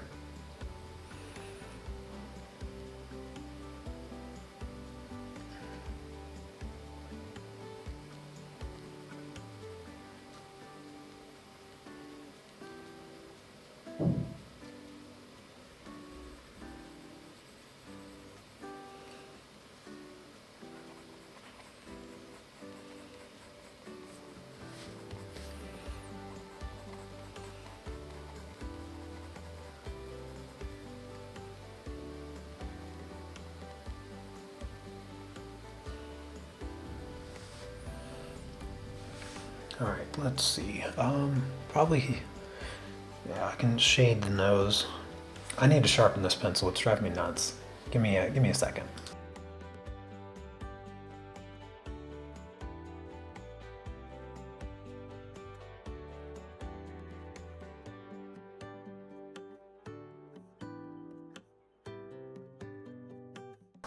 All right.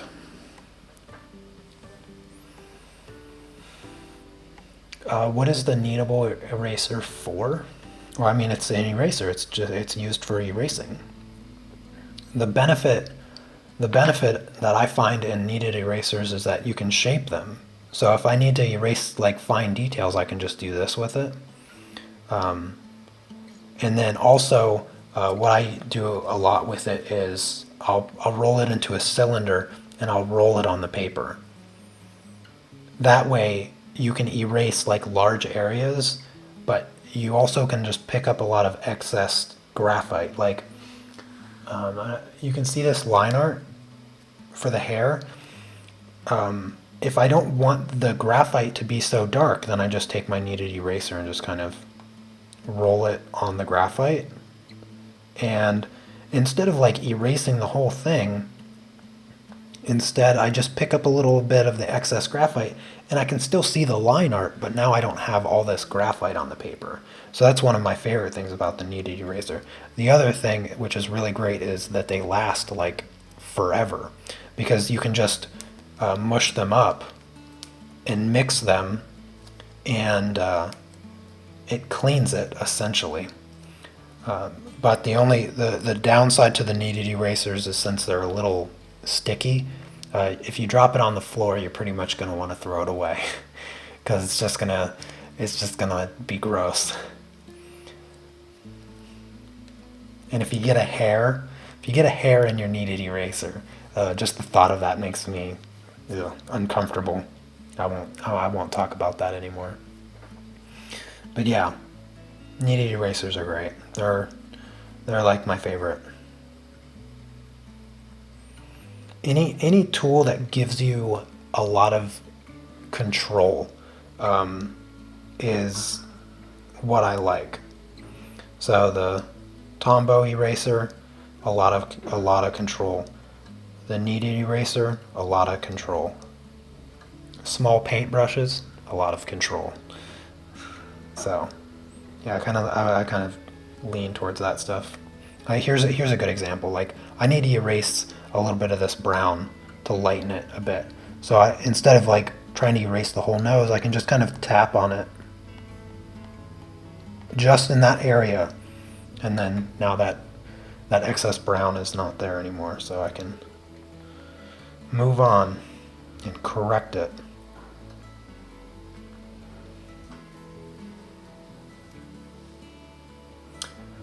Doesn't the paper get dirty? No, it does not. Nope. And for me, it never gets dirty anyway when I use the kneaded eraser.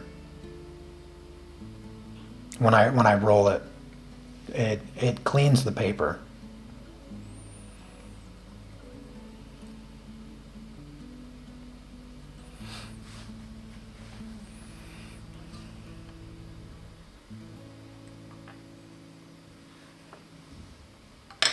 The color, this is cinnamon. This color here is called cinnamon.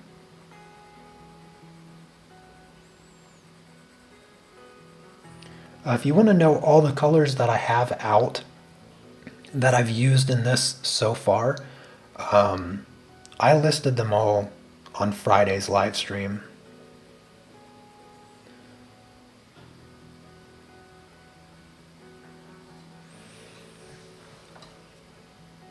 Like, in the grand scheme of things, I wouldn't not refer to this live stream as being a tutorial. Even though I've given, a lot of tips or ideas on improving your colored pencil work.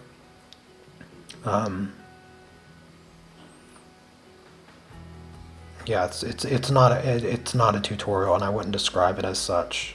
But if you guys have questions about, if you guys want to make this more of a tutorial, you can always ask me questions. That's all I'm trying to say.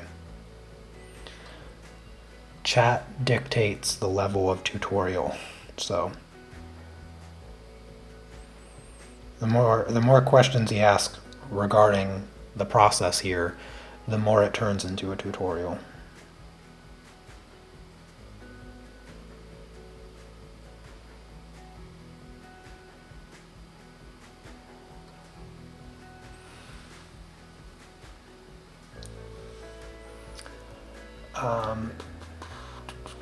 What did I miss? Oh, hello, Steady Point. Yeah, that's another great thing about the Kneaded Eraser.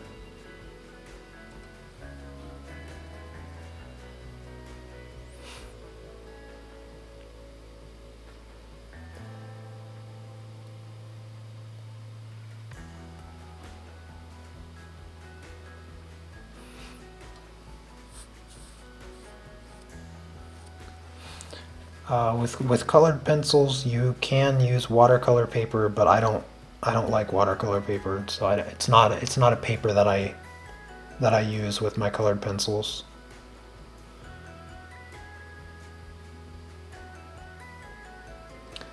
I tend to lean towards more smooth papers with my colored pencil work. Not a huge fan of texture on my surfaces, so I don't tend to use the more textured papers like watercolor. There's nothing wrong with watercolor paper. I just want to make that very clear. I don't have anything against it, and it is a good paper. But paper is a personal choice, so don't take too much from my personal choice to avoid watercolor paper.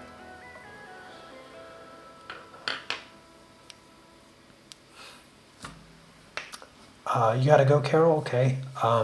Will I be doing more streams with this project? Most likely.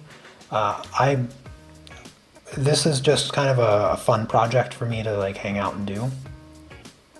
And I don't have any time commitments to it. So most likely, if you guys want me to do another stream, like let me know. Maybe I'll do another stream on Friday. I kind of want to bring back like at least one stream a week on YouTube, like I used to. I stopped doing it last year, but I've kind of gotten into a place where I feel like doing that again. But the more you guys want me to do it, the more likely I'm going to do it. I enjoy hanging out and answer questions regardless, so eventually I'll do another one. But as far as this project being part of that, it'll most likely be part of it for a while. Because this is going to take me a long time to finish. I mean, I haven't even gotten to the hair yet. And one thing that I've actually never done with colored pencils is attempt photorealistic hair. Never attempted it. So I'm going to have to think really hard on how to approach that process, and probably take me a long time. So I would say it's safe to expect seeing this project a few more times on a live stream.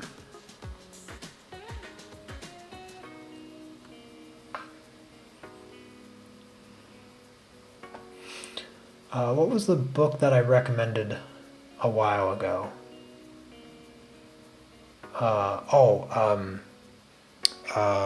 Jonathan Livingston Seagull.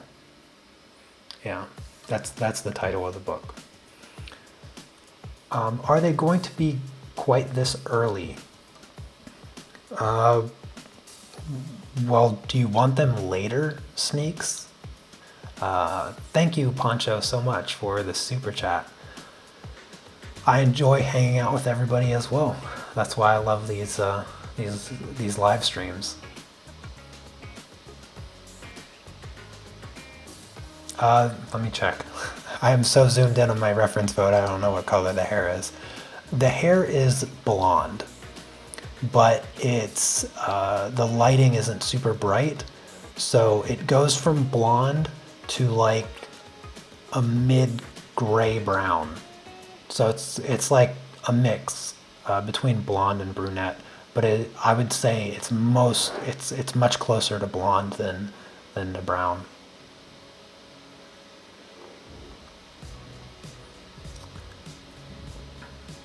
Yeah, the colors that I used for the skin, I listed them on Friday's live stream. Let's see, I'll do it again really quick because I'm not using very many colors, so just the skin colors here: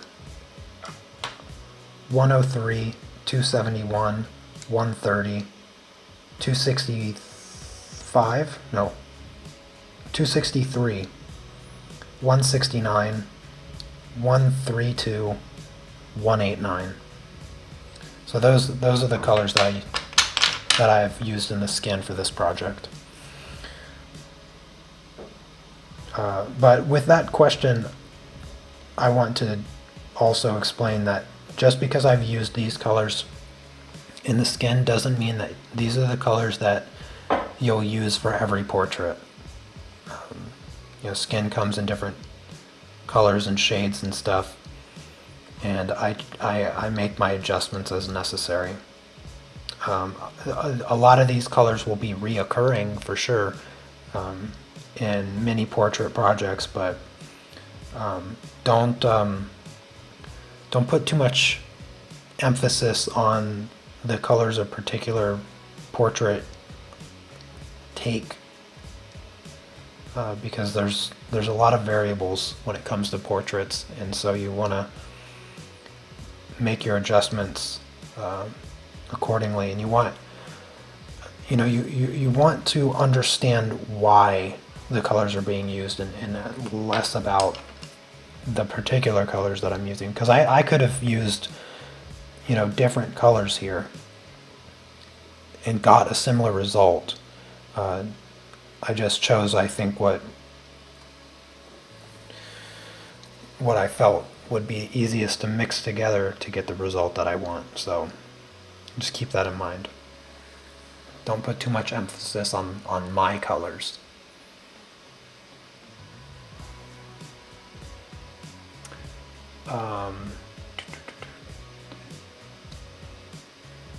You got up early, and you can get up a little earlier, but oh, okay.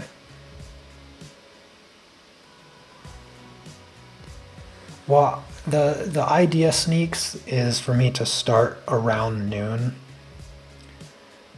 and just stream until I get tired of doing it. Either I finish what I'm doing and then the stream ends, or I get hungry or something or tired and I end the stream because of that. Or people stop asking me questions and I run out of things to talk about. That's essentially what's going to end the streams. So, I mean, if you don't get to the stream right when I start, like, I'm not going to hold that against you. I know, personally, when I watch live streamers, I like to be there when they start so that I don't miss, like, inside jokes that might exist later on in the stream. But, I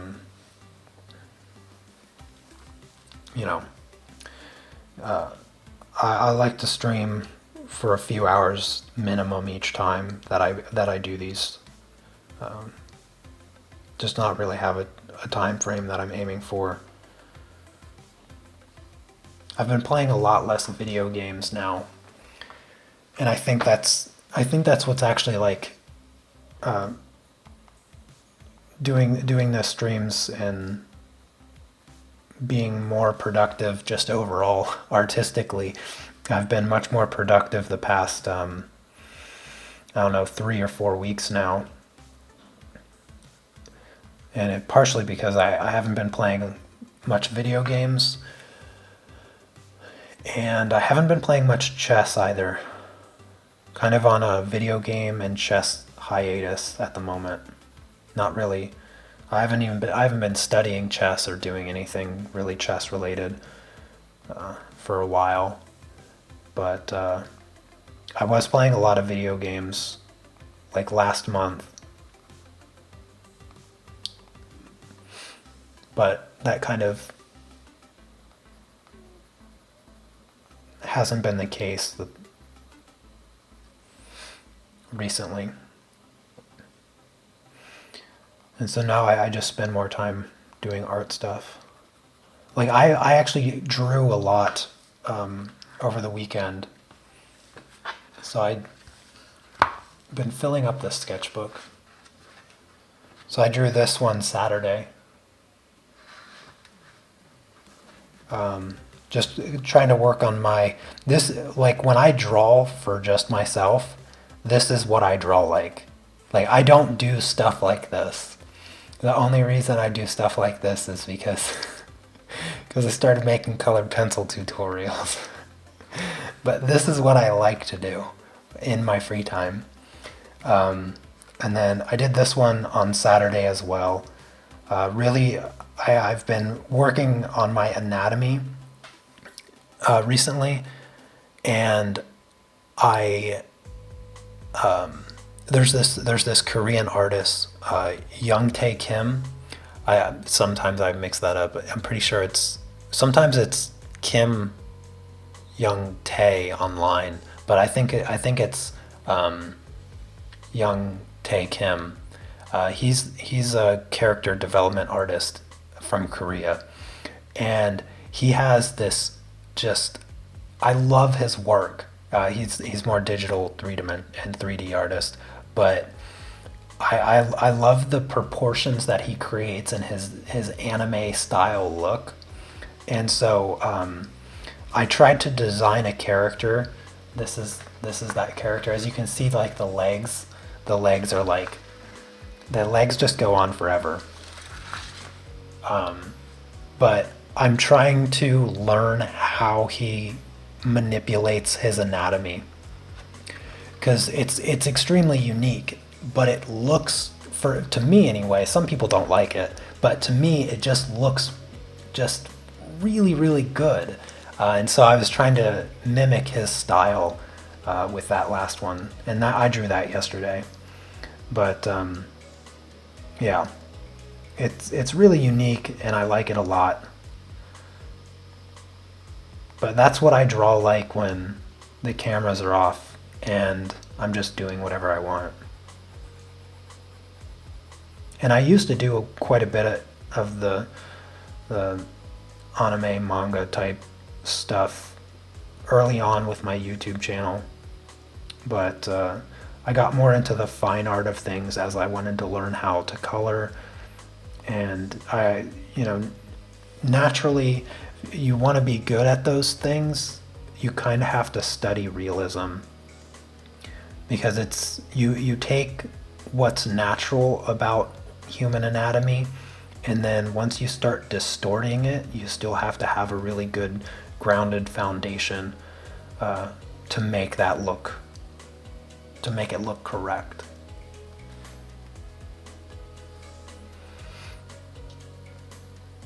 Put those together like a coloring book. Yeah, maybe something like that.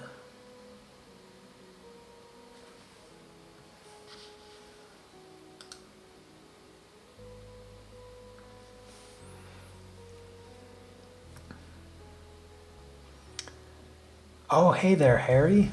Good to see you, my friend. Oh, it's been a real long time since I had the pleasure of having you in the live stream. Good to see you. Good to see you.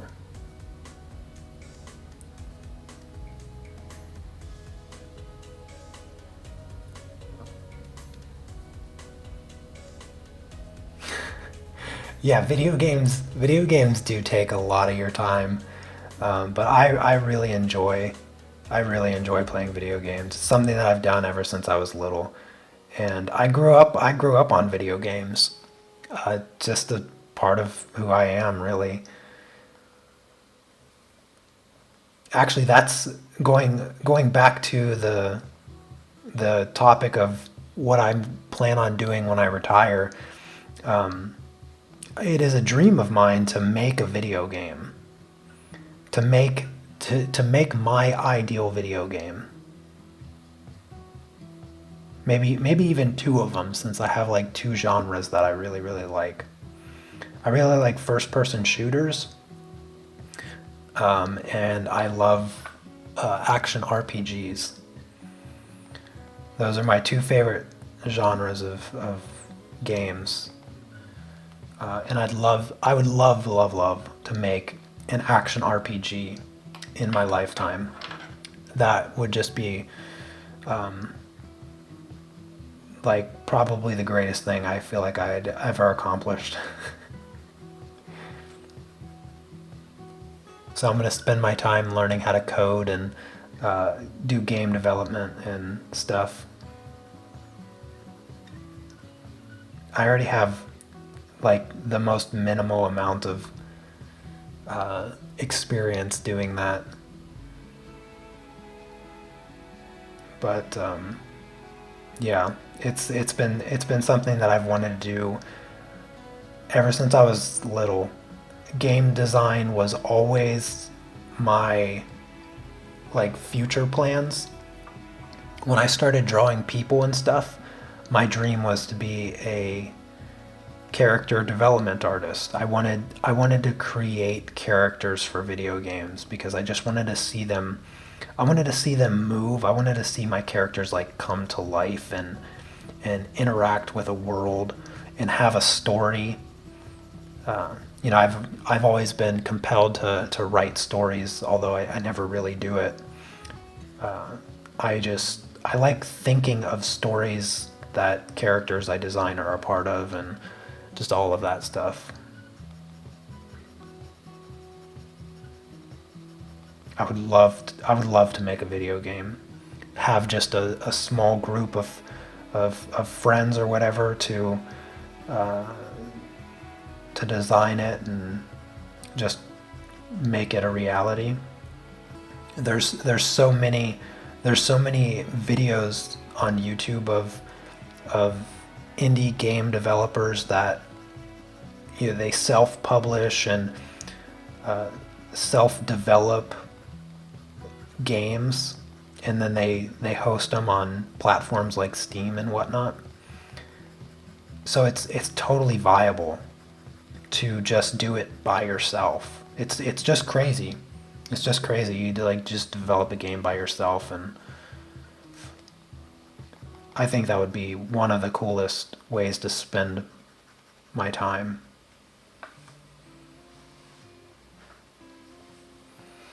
Did I read Ready Player One? I did not read it, but I did watch the movie.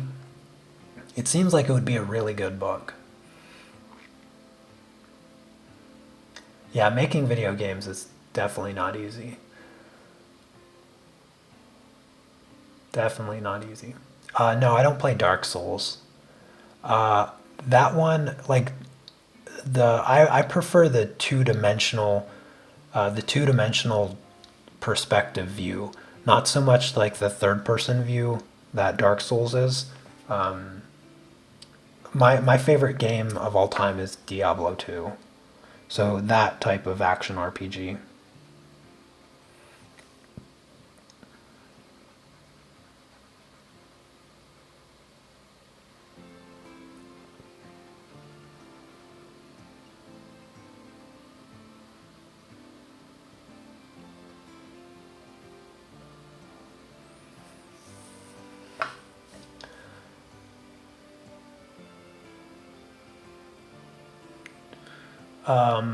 Oh, yeah, Grandpa Steve, I missed that question. So, question, do I use a color picker when working from reference photo? Yes, I absolutely do.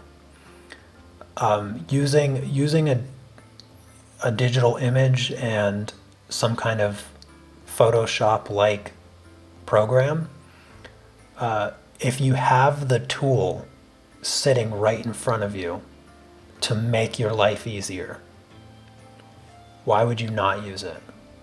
Right? Like,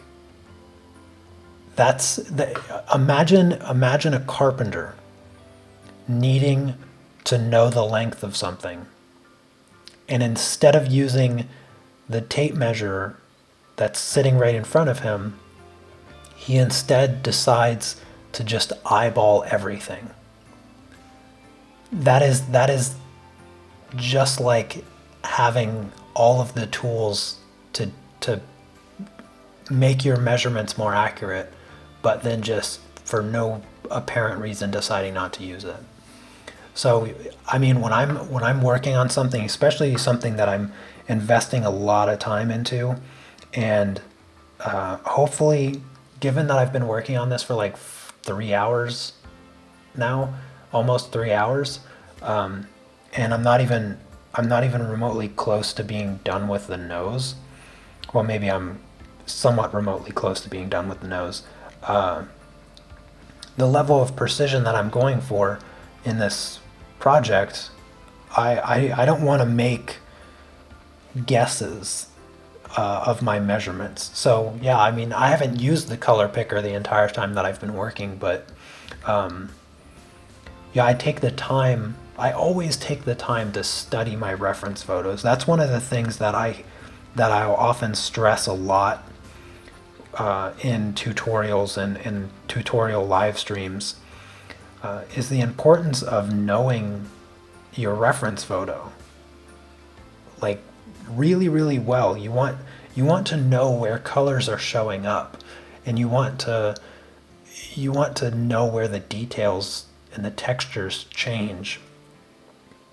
So anytime I do a project, either something like this where I'm just doing it for myself, or I'm doing a tutorial, I always spend a considerable amount of time just staring at the reference photo and studying it, understanding the light and understanding the colors and how they change and where they change. I look for all of the subtle shapes that occur in the pictures and all of that. So I spend a lot of time just analyzing the reference photo so that I can make accurate measurements. And anytime I can use a ruler, I'll use a ruler. A metaphorical ruler, or a metaphorical tape measure, I guess I should say. But yeah, that's a good question, Steve. Good question. I'm glad you brought that up, because I don't want people to think that you have to avoid using things to make your life easier, because there's people there's people that make claims about art that just don't make any sense. People that some people say that if you use a reference photo at all, it's not art, which is probably one of the dumbest things I've ever heard in my life. But those people exist, and their art is garbage. Most of the time, anyways. Most of the time, anybody that says that, if you look at their work, it's nothing good to look at. So take their advice with a giant grain of salt, because they're delusional. And then there's people that, they call tracing cheating. Unless it's just line art, then tracing isn't cheating. I mean, there's a bunch of things like this that exist in the world of art that people make claims about. But if you have a tool to make your life easier, never be ashamed to use it, because any master from 200 years ago, or however far back you want to go, I guarantee you, if you were to travel back in time and show them a light box, they would just use it in a heartbeat and just be mesmerized. If you showed them a projector, their heads would explode, and they would also use it on everything they could possibly use it.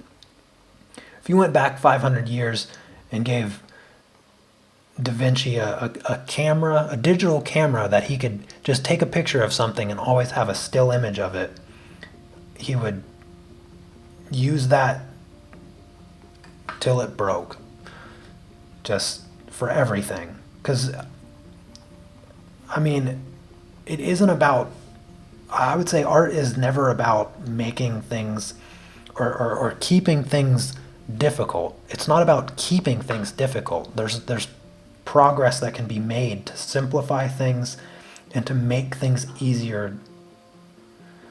I mean, if there was a pencil that automatically adjusted its color to exactly what you need, I guarantee you everybody would use that pencil, and there'd be a crowd of people on the other side screaming and hollering about it being cheating or whatever.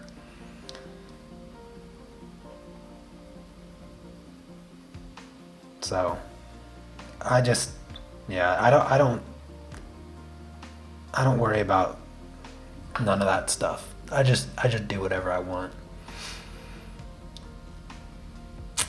Sorry, I probably missed some comments. That was a good question. That was a good question. You got me ranting a little bit. Let's see. Did I miss anything?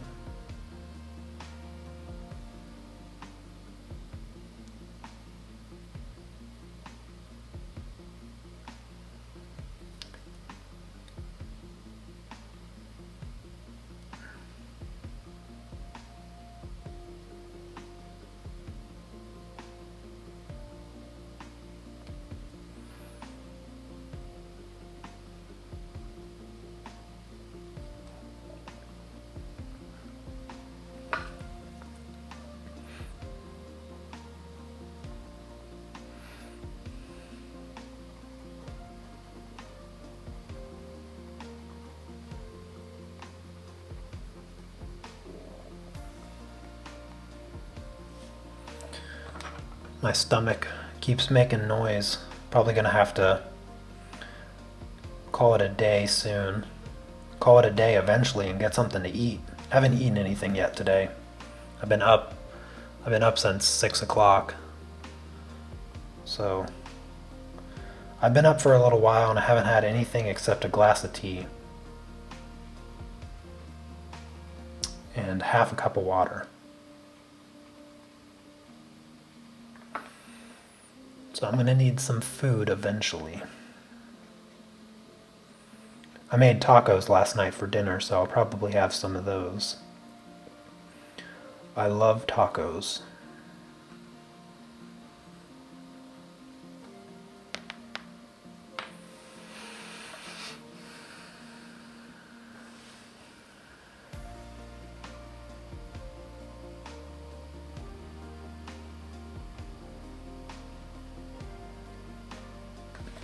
I'm using like the smallest amount of this brown to darken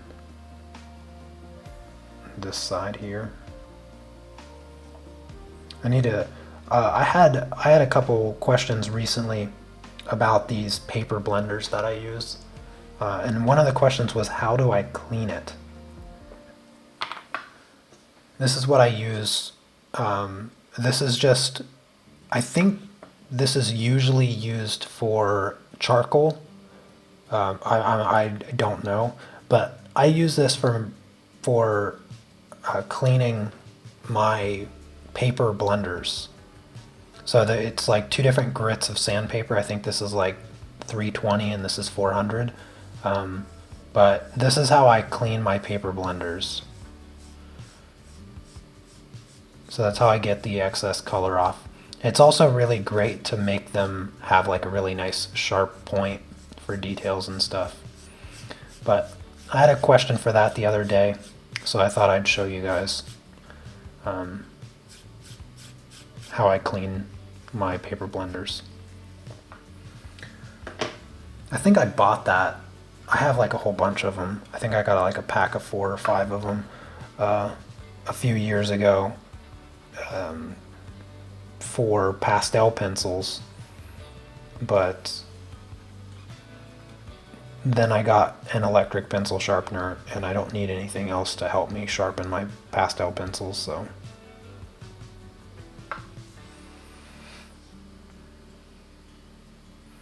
You have a good day too, Lucy. Appreciate you coming by and hanging out. You want me to have a meal on camera? Yeah, I don't know about that. Yeah, I don't know about that.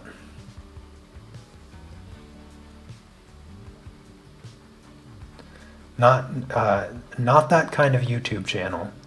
You guys ever come across those goofy, super goofy YouTube channels? It's always like it's always like a girl too, and they eat like they have like a table just filled with food, just like so much food, and they eat just like they eat like a mess, just a hot mess. Oh, it's disturbing. I don't recommend looking it up, but if you've had the unfortunate pleasure of seeing those videos, yeah, I'm not one of those channels. I don't want to I don't want to eat on camera.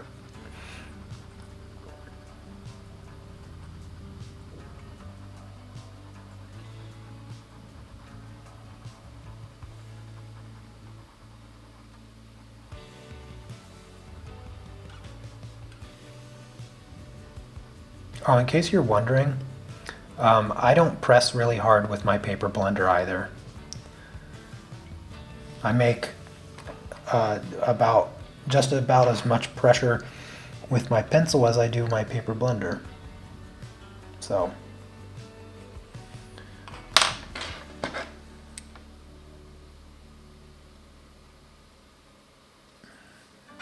I have a little dot on her nose right there. Drive me nuts. There we go. Since I changed up my studio, am I still using the standing desk? No. No. I had an issue with what I built for the standing desk. So I was probably about 4 to 5 centimeters too short. And one of the bigger problems was that the reverse essentially happened. Instead of sitting too much, I was standing too much.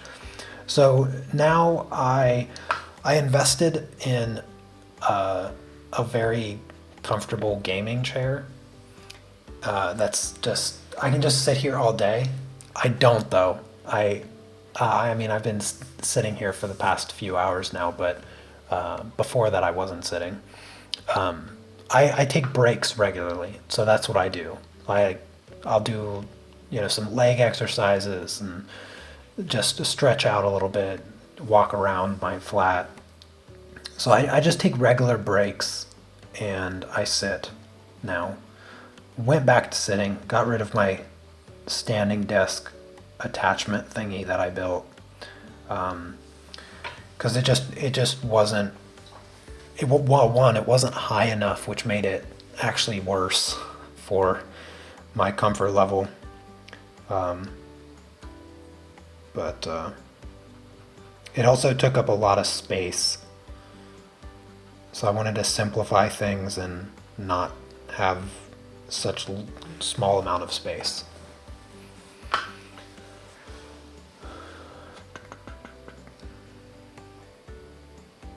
Oh, first time to the live stream. Well, welcome. You're absolutely right. Some people are into some weird stuff. That is so true. Yeah, if you try the paper blender to blend the pastels, just use Polychromos or Pablo, because it doesn't really work with Prismacolor or the waxier, thicker pencils. And then also you want to use not the smoothest paper, but like a vellum paper. That's where you're going to get the best results. Another really, really great paper is the Strathmore toned gray paper or toned tan paper.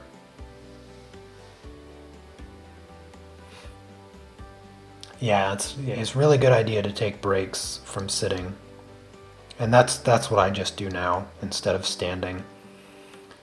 Because the only way to take a break from standing all day is to sit. And so I would just lay down in bed. I would just be standing for several hours and then like have to lay down.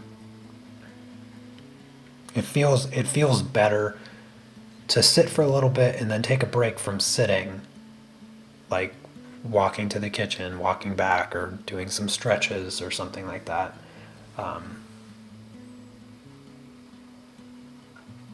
So the taking a break, the opposite of sitting, is easier than taking a break, the opposite of standing, is what I found, basically. Good morning, Wendy. Hello, hello, hello. Can you add layers blending like this? Yeah, absolutely. I mean, I've added so many layers to this project already, like right around the eyes and everything. What you'll notice if you start incorporating this technique into your colored pencils, what you're going to notice is that blending with the paper blender pulls off some of the pigment, and so your darker colors get a little bit lighter. And that happens a little bit more as you layer. And so you just have to keep adding color, essentially, a little bit heavier each time in between like blends.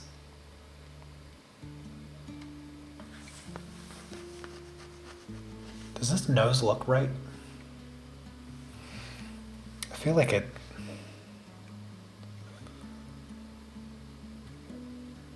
That color does not look good on, at least on my monitor. This doesn't look that great. I've had you guys looking at this nose for like several hours now, and on camera I don't think it looks really that appealing. In person it looks pretty good though.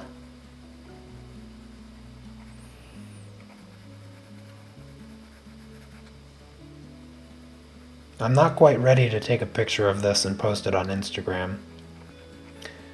Maybe after the next live stream session where I get some of the cheeks done or whatever. Or I actually get the eyes and the forehead and the nose done. But I think I'm just about ready to call it a day. I do need to get some food.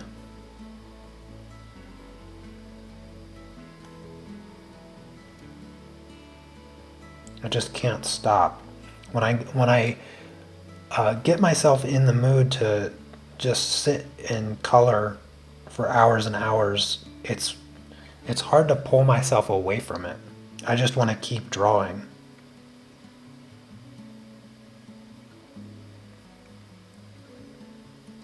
Like my hands aren't shaky yet from being super hungry, so it doesn't yet bother me to be hungry.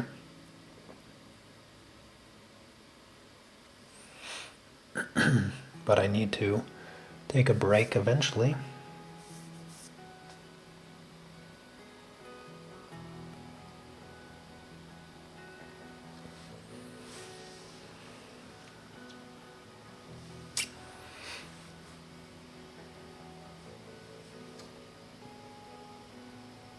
Oh, hey there, Chandri. Good to see you.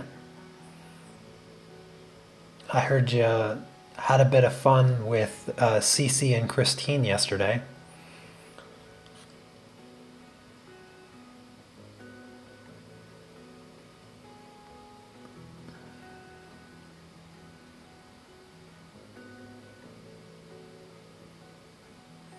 The left nostril looks smaller. Yeah, right now the left nostril is not.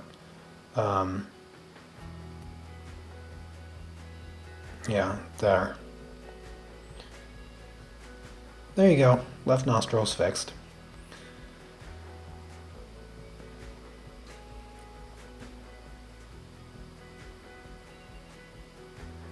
Yeah, I'm trying to work this shadow in correctly. The shape is almost a triangle with like a rounded bottom. So I'm like slowly trying to build this shape. And I think once I get this shape a little bit more correct, the nose will start to appear more normal looking. Also the transition, oh, that's what I'm missing. I'm missing gray. The transition between the bridge of the nose and where it goes to the tip of the nose is really difficult to get it looking right. And it's gray. That's what I was missing. I was missing the gray.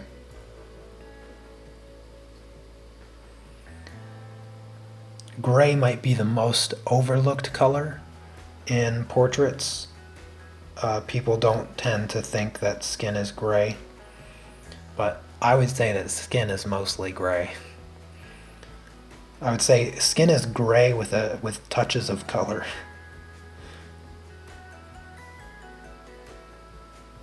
Saturation control is one of the most difficult aspects of working with color, and a lot of people overlook the power of using gray in their work.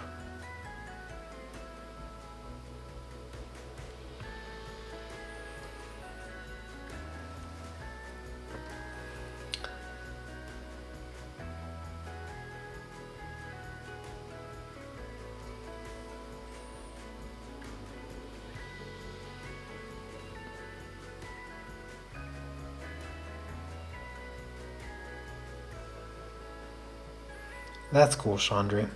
I'm glad you had fun. It's really cool to think that so many of you are friends with my sister, and that yesterday Christine met my sister in real life. Um, well, aside from the people I knew in real life before I did YouTube stuff, I've never met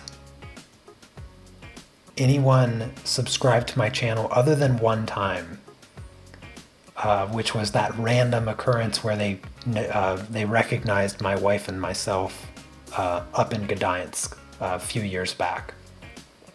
Aside from that, I haven't met anybody in person yet, and my sister beat me to it. My sister beat me to meeting a subscriber in real life.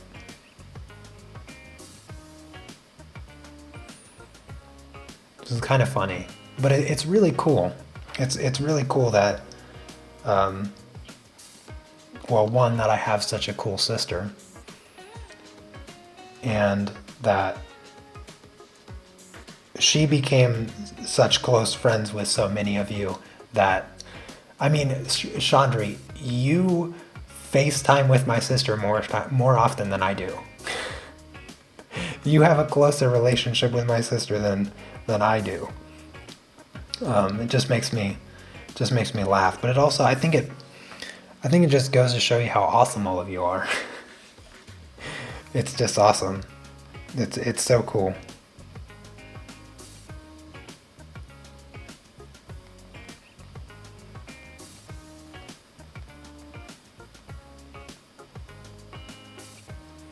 It's so cool and I love it. I know, Wendy, you and Cece were trying to organize some time to meet up while she was in North Carolina. But, yeah, the distance was a little bit far since you were still like 8 hours away, which I didn't think that you would have been so far away. Because 8 hours it's an 8-hour drive from Ohio to New York. And I wouldn't have thought that, well, if Cece's already in North Carolina, you're in South Carolina, right? Like, I wouldn't have thought that a state that shares a border, that you guys would have still been that far far away from each other.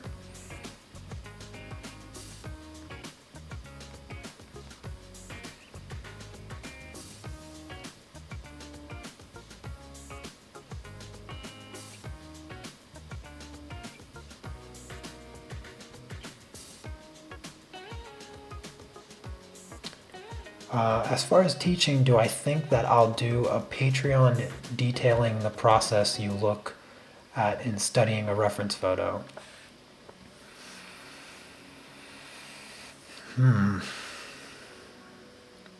I could. I guess I never really thought about it. I mean, I know I've done like some digital tutorials where I talk about reference photos, and I think I've spread it out, but I've never dedicated an actual tutorial to that exact thing. Maybe I'll do that, because I don't think that could just be like a one-day tutorial. So maybe I can do that in between the next pastel project or next colored pencil project or something.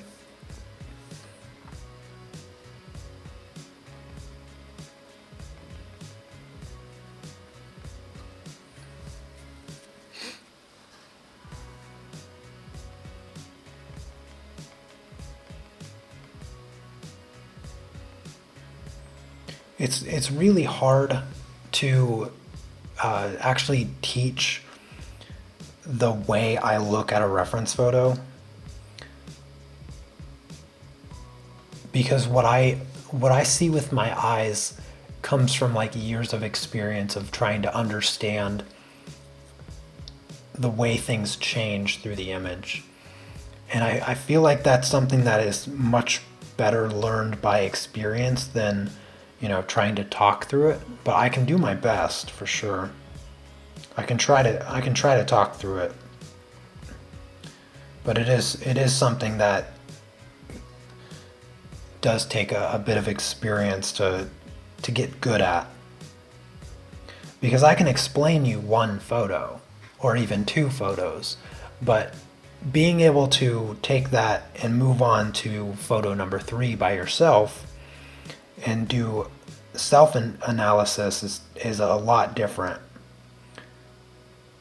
It's kind of like if you're in college or whatever, and you have to do like a critical analysis for a story or something, but you've never done a critical analysis. So like this is like English 102 or something, and the teacher's like, here, read this and do a critical analysis, and you're like, well, what's a critical analysis?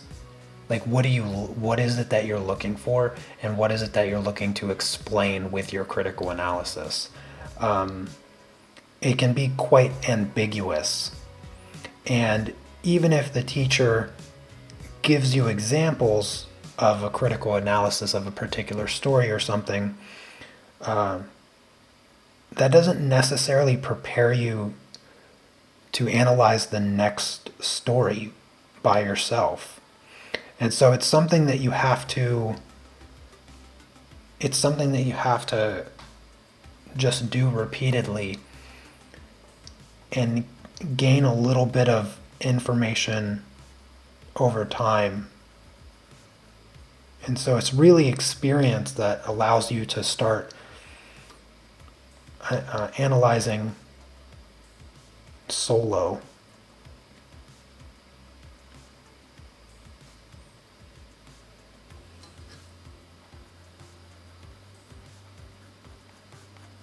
Hopefully that makes sense.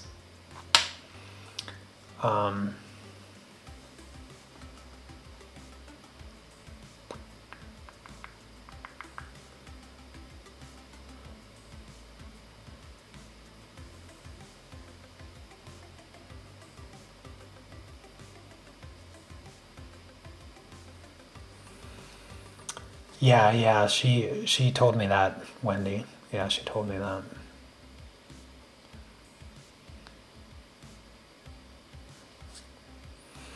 What am I doing now? Yeah, I need to bring in some lovely pinks.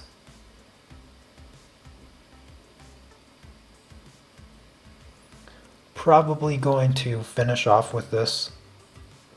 So if you guys have any last questions before I go, I'm just going to apply some of this pink and maybe do a little bit of last blending before calling it a day.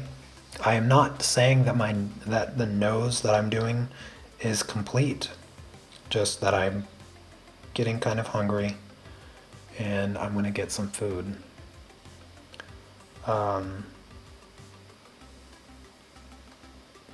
Pastel tutorial tomorrow for all the lovely people on Patreon. I already posted that project earlier today, so you should have got an email. But Wednesday, a new episode of Peaceful Pastels will be out. And Thursday, Colored Pencil Project starts on Patreon as well. And I'm not promising anything, but I may live stream Friday.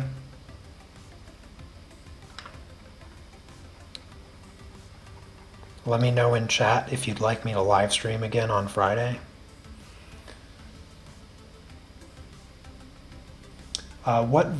What version of the chair did I get? I don't know. This is the 2020 version. It's brand new. They just came out with it this year. When am I streaming next? Any ideas? Well, maybe Friday. Depends. Depends on if you guys ask nicely. I mean, you're just so rude all the time and just expect everything from me and you never ask nicely. So if you ask nicely, then maybe Friday. If not Friday, then probably next Monday. Probably kind of sort of bring back like the Monday normal live streams a little bit, but yeah, if I'm feeling up for it, then I might do another Friday stream. The thing is with the Friday stream is that on Fridays is when I record the next episode of Peaceful Pastels, and so if I'm too tired, then I'm not going to stream.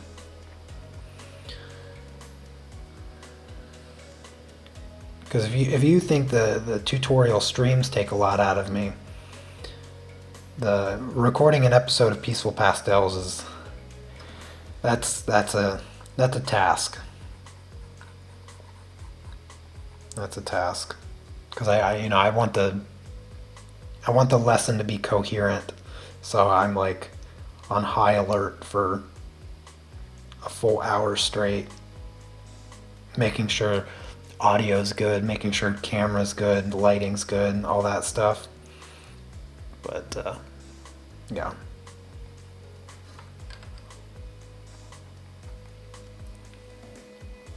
If I do these streams more for fun, why not do a digital art drawing stream?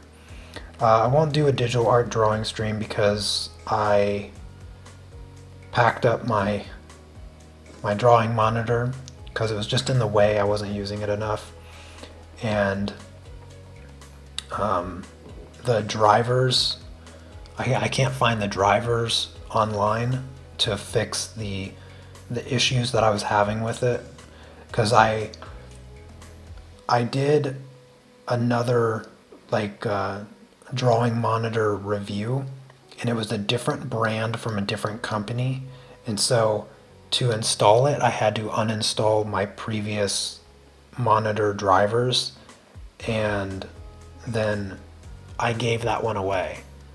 So the new one that I got I gave away to a friend, and the old Oogie one that I had I couldn't find the drivers for, and I was never doing digital art stuff, so I just packed it up and put it in storage, so I don't have it available, easily available, and I don't really feel like messing with it, to be honest with you.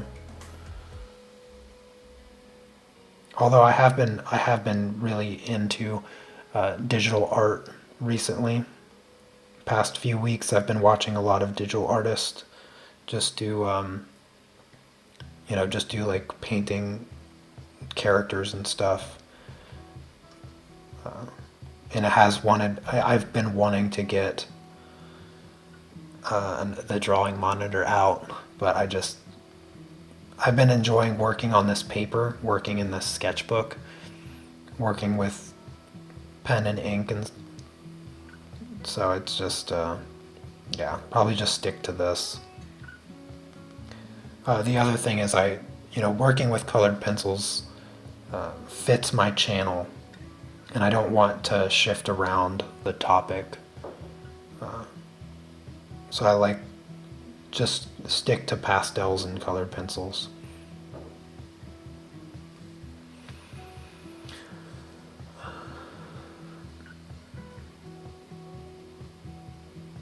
Please stream Friday? Okay.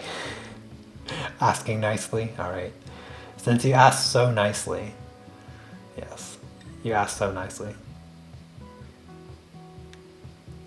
The secret of making the eyes look wet is using the right colors in the scleras. It is all about the scleras. If you make them white, you will have awful cartoon looking eyes. You have to go dark, you have to go gray. One of my favorite colors is actually this earth green for the scleras, and then just like some warm or cool grays, and then of course a bit of pink. That's really the secret, because there's a lot of contrast that is in the eyes, and it's not just from the black of the pupils. So that's what you have to get correct in order to make them look good. It's all about the whites of the eyes, the scleras. Alright, I'm going to do a little bit of blending here. Let's see, let's clean this off a little bit. Got some colors there. Hello from Russia. Well, hello. I haven't learned how to read the Russian alphabet yet, so I'm not even going to try to pronounce your name. But I've always wanted to learn the pronunciation of Russian. It's not so much different than Polish in terms of pronunciation, but I can't read the alphabet yet, so.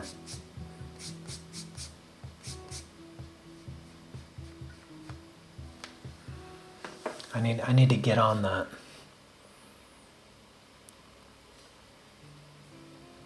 Alright, I'm going to just do some blending here, and then I'm going to call it a day.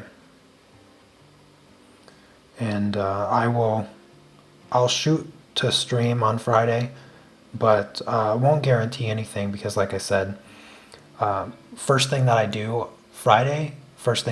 is get up when my wife leaves for work, which is around 6, and I just set up and I start recording an episode of Peaceful Pastels. And you know what, now that I just thought of that, I actually don't have a reference yet, so I don't know what the next episode's going to look like. I always grab like a random character reference so that I have like an idea in mind, and then I just make it up on the spot. But I always have some kind of reference to guide my idea. So I need to do that before Friday, and then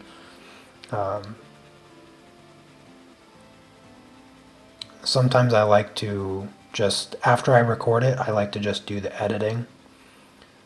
This past week I didn't though. I didn't do the editing until Sunday or Saturday or something.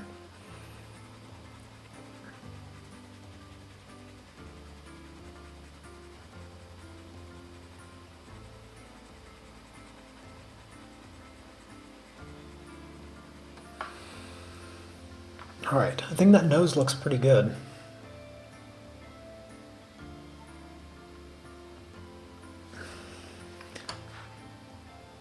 So I'm trying to adjust for the light shining on it. Yeah.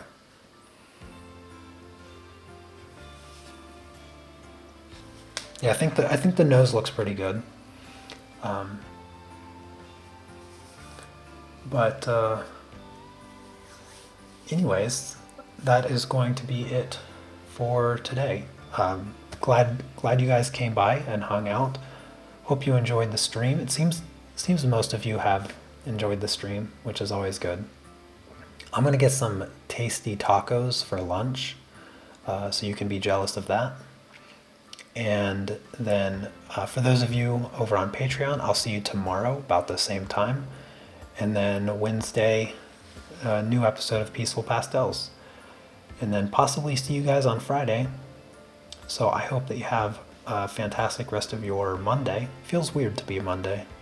Yeah, it seems kind of weird for today to be Monday for some reason. Anyways, have a great rest of your day. And I'll see you later. Take care. Peace.